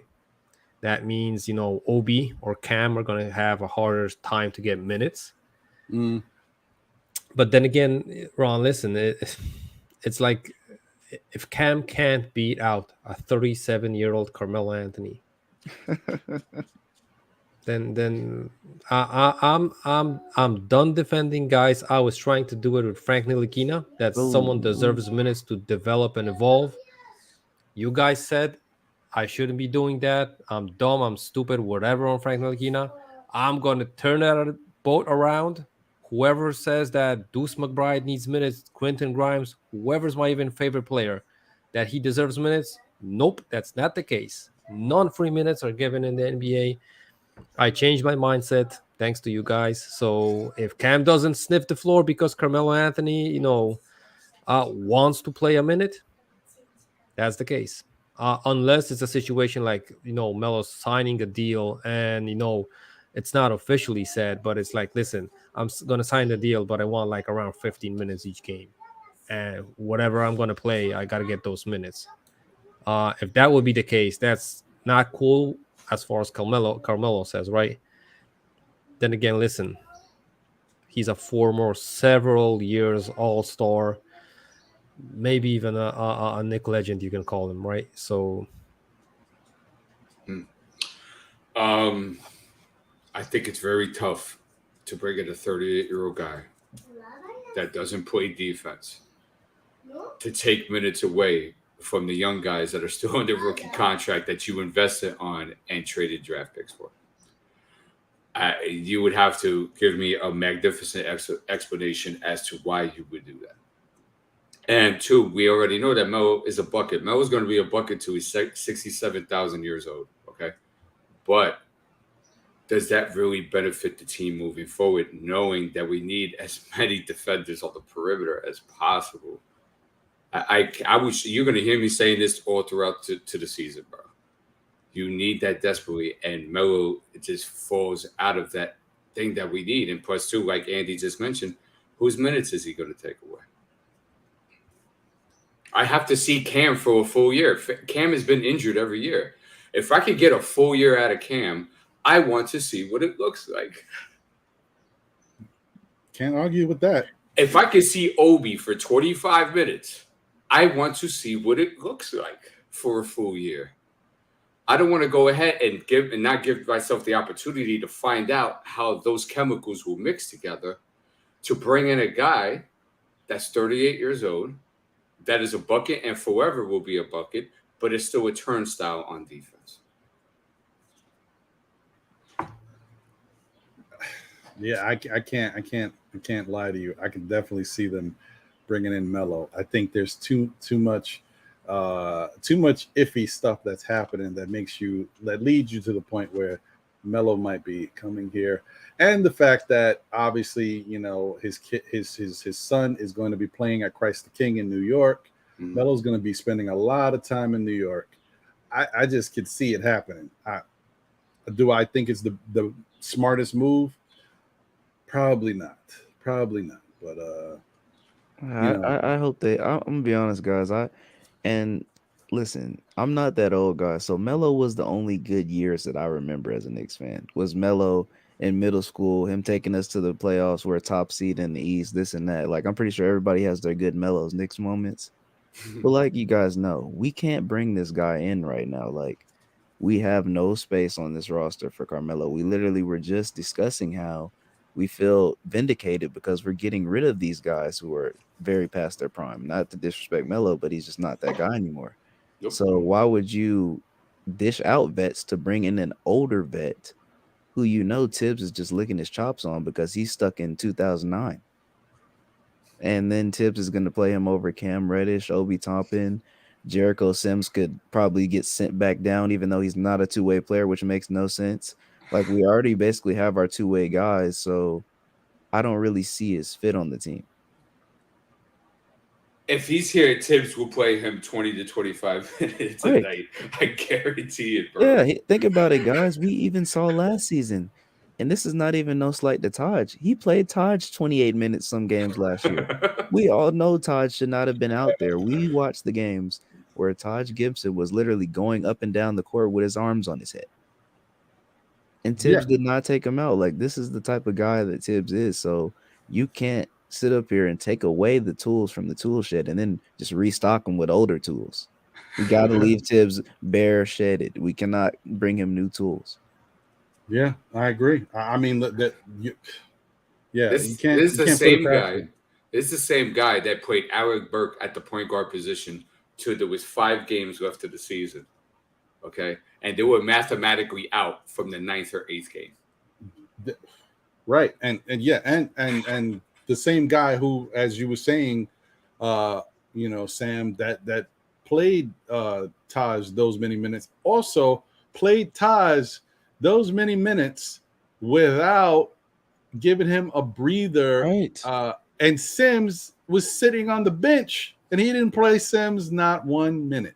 And he in one of those games. And think about it, guys. And this is what really took me there with Tibbs last year. He even went as far as signing his nephew off the street, Ryan Arcidiacano, and started playing him over Deuce McBride. Why is he even seeing the floor? Why is Ryan even seeing the floor? I don't understand why that ever happened. To have to reignite these nightmares, it's terrible, but it's to make a point. Stay away from these older guys that have been past their primes and going to put the ball in the basket, because Tom Thibodeau would have his eyes open like that, all lit up, looking to see how he could fit them into the rotation as much as possible. I fear for D Rose, guys. I really do. He's just crazy. not coming back off surgery. He's trying to get healthy. He wants to prove that he still has something left in the tank. But all Tibbs sees is MVP Rose. Regardless of how old Derrick Rose is, all Tibbs can see is that MVP season, and he's going to want to put him through the fire. Yeah, man, it's nuts. Like I said, I hope it's not same old Tibbs this year. But you know what? Same old Tibbs is a slogan for a reason. But I hope it's not the case. We need some type of change. So for those who may have tuned in recently, we talked earlier about the summer league and how things looked. I just want to put that back up for those, because if you were curious as to what we talked about, if you missed it, definitely I would love you to watch the replay. But while you're here, Quentin Grimes had a very up and down first half, but then he got it together in the second half, had a really solid second half, and overall his numbers turned out to be pretty damn good. 24 points, 8 assists, 4 rebounds, 2 steals, 1 turnover.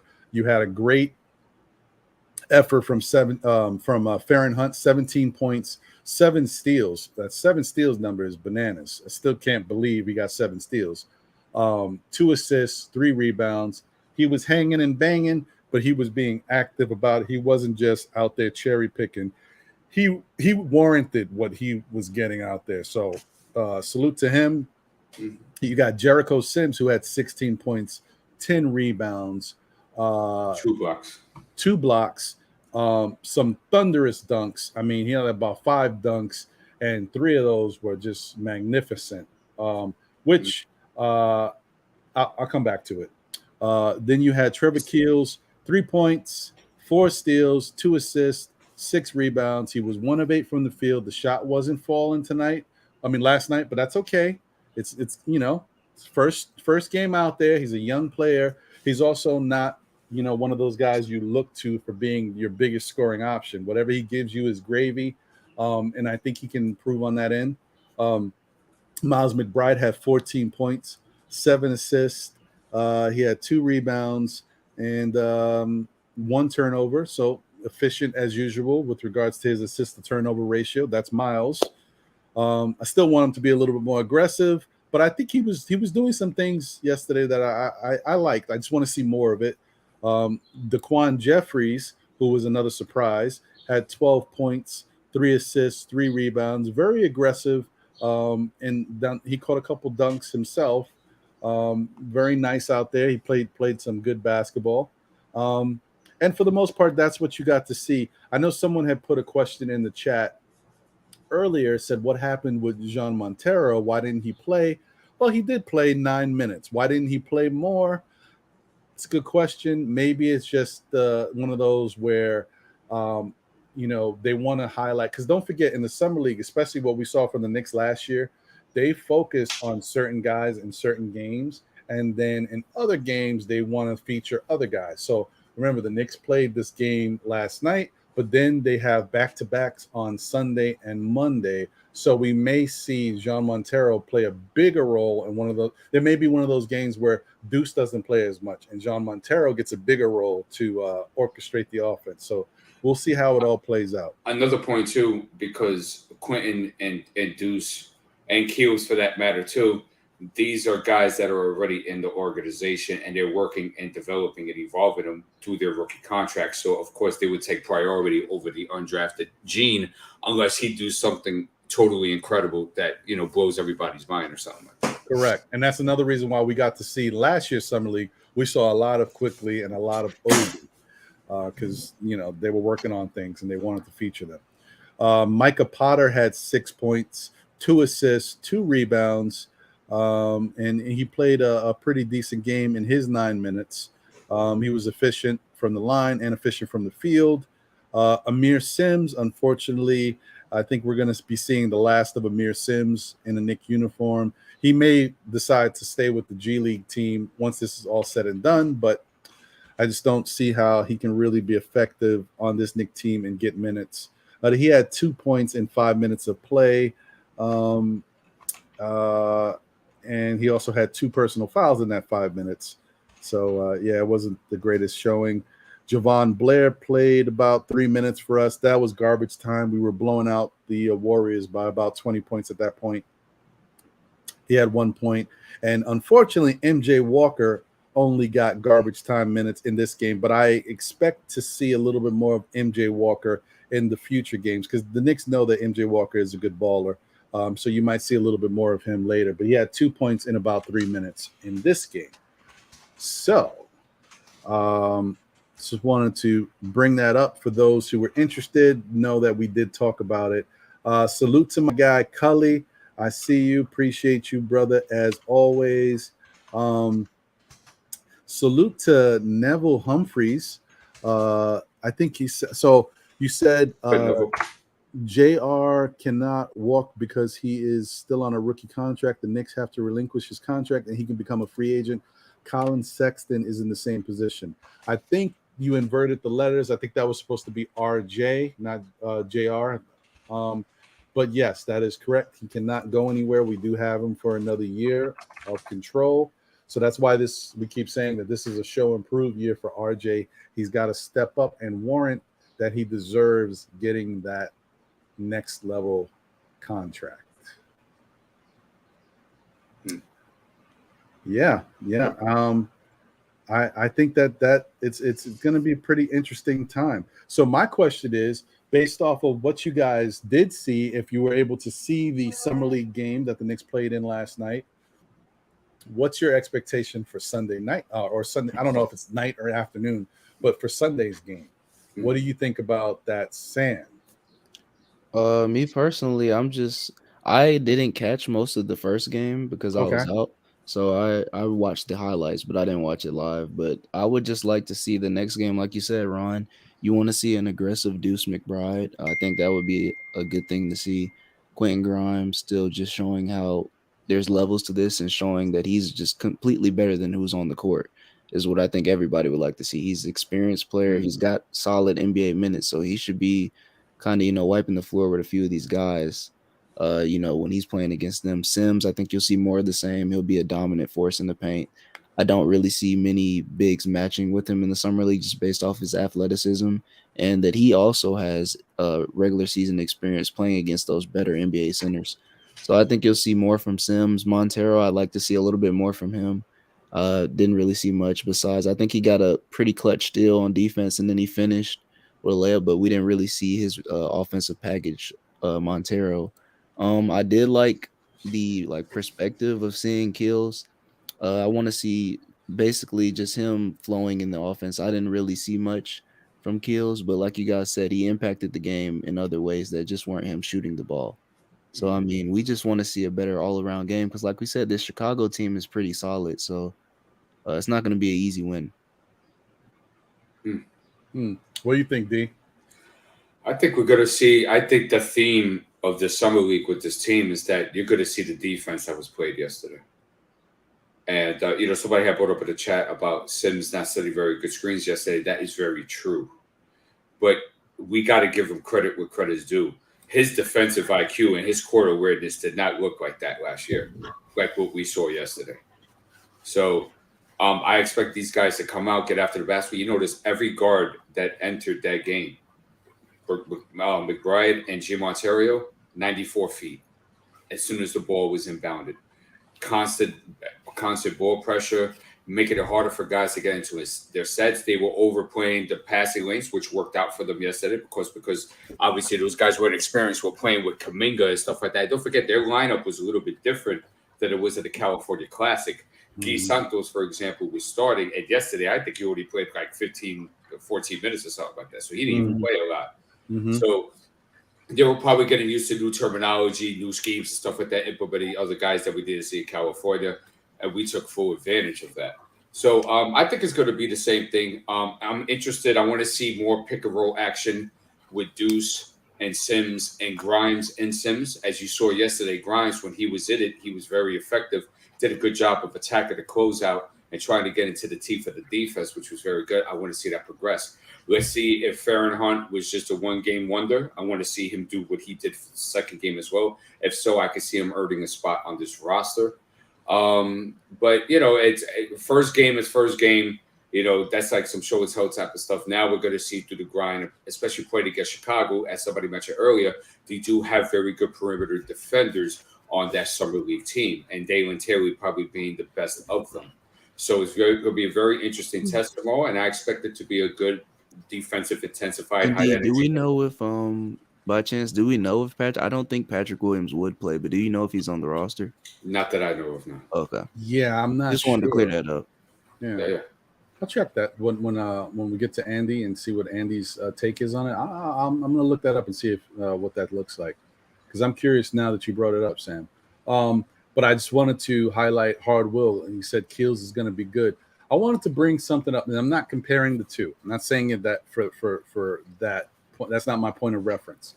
I just wanted to bring it up in the fact that, remember, guys, any of these guys, whether you see somebody play really good, you got to take it with a grain of salt, especially if you've never seen them do it before. Like in example, someone said here that they're interested to see Feron Hunt.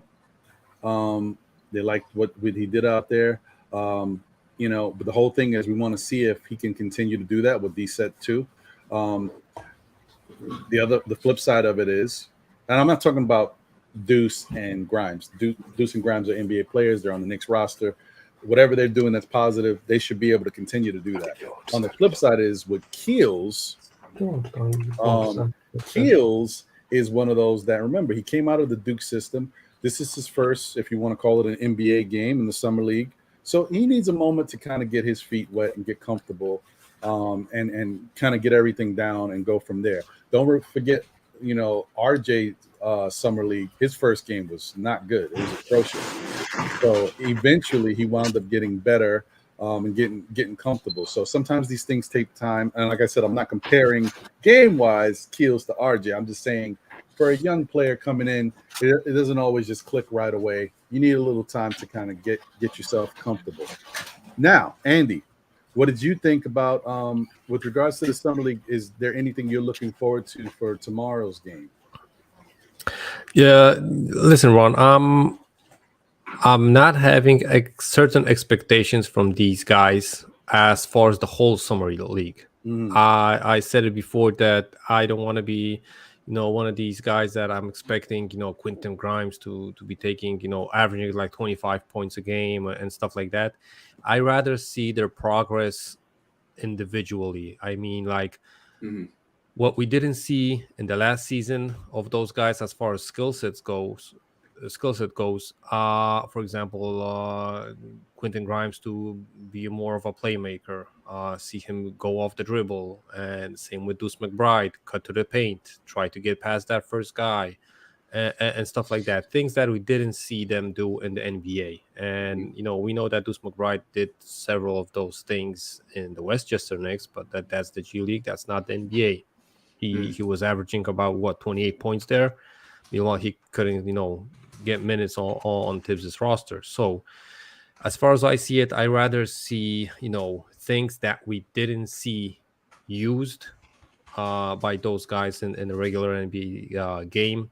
Like we had Quentin Grimes trainer on NBK, and he said that Quentin Grimes' offensive repertoire is way wider than what we see. So that he's a good ball handler. He can go off the dribble and stuff like that. Meanwhile, we only see him, catch and shoot. If it's a closeout, he can do a couple of dribbles and then pass the ball or take the shot. That's the most that we've seen. But let's hope that these guys develop, because as far as I see it, you work on individual skills in the off seasons. The season is basically for the defensive schemes, the offensive schemes. You won't have that much time to develop your offensive game or defensive as far as an individual player, like in the season. There's not that many training practices with all the traveling going around and stuff like that. So I really hope that, a guy like Quentin Grimes, a guy like Miles McBride go to training, the preseason games and stuff like that. And Tibbs is like, wow, I can use this guy as not only a catch and shoot player, but he can do this and this also. So I can, draw up a play for him or put him in a certain different situation, not only standing in the corner. So I have a question, Andy. Did you see from any of the guys, did you see any development from any of them that you didn't see last year? Yeah, now that's the funny part, right? Because we saw some new things that they showed. Question is if they learned that during the off season, or they had that already with them like several years back. Just Tibbs didn't allow them to use it, right? Well, Quentin Grimes, he had 8 assists, so the passing ability is clearly there. I'm not gonna lie though, that summer league games, it's not the NBA games. It's a totally different thing. And most of the assists they got was in fast breaks. So if the game slows down a little bit in the regular season, even not to mention the playoffs, I think those assist numbers would be way lower. Yes, not to mention that he's featured in this offense, so he has the ball in his hands more. The touches are higher and stuff like that. So it's not like we're gonna see Quentin Grimes average, for example, 5 or 6 assists in the summer league, and we're gonna expect him averaging 4 assists in the regular season of the NBA, right? It doesn't work that way. Yeah, exactly. So I want to make that clear, so fans don't expect Quentin Grimes to be the starting shooting guard and have 5 assists. Right, but what was encouraging about Grimes yesterday was that a lot of those assists he did get, and I counted about 4 or 5 of them, it was in the half court with either the pick and roll with Sims or attacking the closeout. So that was half court assists. So I definitely took an eye on that. Yeah, and listen, and we saw him, attacking those closeouts in the regular season, but he rather took a difficult shot than make that, attack versus the closeout in the regular season previously, right? Right. Maybe that's the the step that he's going to make, and that's going to expand and make his game easier in the NBA. So I really hope that it's not only that we're going to see something else, and that Tibbs is going to see that, because we can see whatever we want. Tibbs is going to be like, he did it twice, so whatever. Yeah. Also, another thing he did too yesterday was that I thought he did a better job of getting to his spots where he wanted to shoot. And although he missed some of them very terribly, but at least he did get to the spot, and that's something he did not showcase last year. So I thought but D is the same thing with the other point. Maybe he's better at that versus NBA caliber players, or maybe it's Tibbs like, listen, he can't do it in the practice facility versus the regular Knicks players. That's why he's not going to get a chance to do it in the game. So coaches usually say that you got to show me it in practice, but if you do it in the game, that's where it counts. It's like you can drive from the left side and finish with the left hand. Meanwhile, when you get on the NBA floor, you're going to be like, I'm going to finish with the right because it's a higher percentage, right? Yeah. I was just going to say, I think that Grimes can do that. I think Grimes can do that. I also think Obi can do certain things. I think what really frustrated Tibbs is when you give these young guys the opportunity to show what they can do and put them in a position to be a little creative out there, they do make a lot of mistakes. And I don't think Tibbs likes to deal with the overall level of mistakes that get made when he wants to try to run certain sets and certain schemes. I think it was just, so many young guys, it's so many different mistakes that he has to look at and figure out how to clean up. And in the course of an actual basketball game, he's only going to want to take so many liberties. However, I think he also, if it's true, once again, realized that maybe some of these young guys got it and they understand how to play a little smarter basketball out there, and they can do some things that can benefit the team and affect winning. And I think Grimes is going to have that moment this year going forward. I think Obi deserves that moment. So that he can prove that, because every time Obi does something good, he gets another knock. Oh, Obi dropped 30. Oh, Obi dropped 40 or whatever it was. Oh, but look who he did it against. I mean, I get it. They're still NBA players. Somebody's still guarding him, but I get it. I understand. So you want to give him that chance to, it's almost like not redeeming himself, but he's got to show and prove as well, because people just they want to see it all the time against all levels of competition, which is another reason why people don't really get too deep on the RJ criticism, because you look at, RJ dropped like 46 points against the Miami Heat. I thought that was impressive too, against Jimmy Butler guarding him. I also know Jimmy Butler lit RJ up in that same game. RJ had a better game, but Jimmy Butler got his points. So, and that goes back to the whole defensive lacks. There's just moments where you can see where things need to be improved.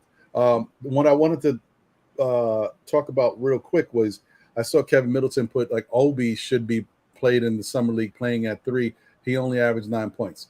Now, if you say, should he have been in the summer league? No, I think Obi's past the summer league at this point. But if you wanted to try him out at a different position at the 3, I see where that would have been instrumental. I guess the question would be, would that be a good simulation for him when he does enter the regular season? No, probably not. That's what I think. So. That's the reason why they're not doing it, because the level of competition in the summer league, especially at the 3, you don't know who you're going to be playing against, and it's very different. You want Obi to go out there and show what he can do against some of the better talent. You want him to do it in practice. You want to see how he stays with his man, how effective he can be on the court. And also another position means a different positioning on the court offensively. So how does Obi fit in that area? Can Obi get his shot off playing the 3, being that Julius is out there with them? Because I still have questions about that. So these are the type of things you do want to look at and give Obi a chance to show if he can handle that. The other thing I wanted to say about Obi, and another reason why you don't want to see Obi in the summer league, is because in 6 games last year, Obi averaged 21 points, 8.3 rebounds. He shot 44% from the field and 34% from 3. at 5.8 attempts per game. That was last year's Summer League. So, Obi doesn't need to be there at this point. I don't think so. Yeah. Ron, I'm gonna have to get out of here, brother. Yeah, I think we all are. I was about to say it's about that time. Yeah, I just wanted to get that out. I wanted to get you guys' opinion on what you were thinking about for tomorrow's game, what you were looking forward to. And then, before we get out of here, once again, I want to give a shout out to everybody in the chat. Thank you for coming through and showing your love and support. Appreciate y'all.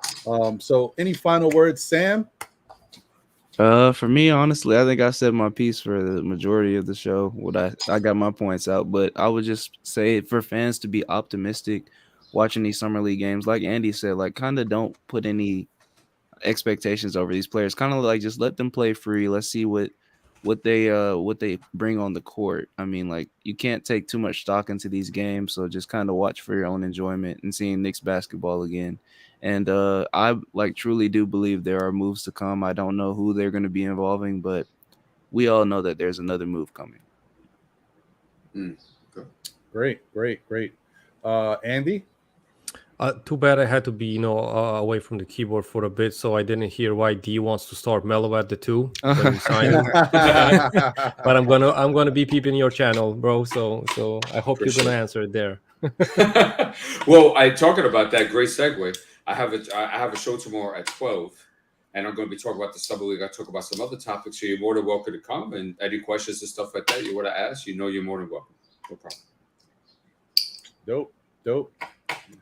So I guess that was your final words, D. Oh yeah, that's right. I forgot about that. What do you call that? Of course. Thank you to the chat. Without you guys, we're not here. So we greatly appreciate you guys' comments and thoughts, whether we agree or disagree, which is great just to go back and forth. Knicks Summer League, like I said, it's nothing to really, this is an evaluation thing. And you just want to see how guys have looked over the summer and see what they have developed in. And you also want to see some of the young guys like a Feron and a Trevor Kiels, and also see where do they fit, if they do fit at all. So, I thought everybody was on point today with their points. I think me and Andy can go back and forth about Evan Fournier probably for the rest of eternity. So there's no problem with that. And I'm good, man. Great show, Ron. Shout out to you guys. Always show love. Prof should have been here, so we could have kicked it around with him as well. Yeah. But I will be on tomorrow at 12, and I'll probably ask you guys tomorrow, should I do a hangout at 5? I'm on the fence about it. Maybe you guys could convince me otherwise. Okay, cool. Yeah, and once again, thank you guys for being here and rocking with me. Appreciate everybody in the chat.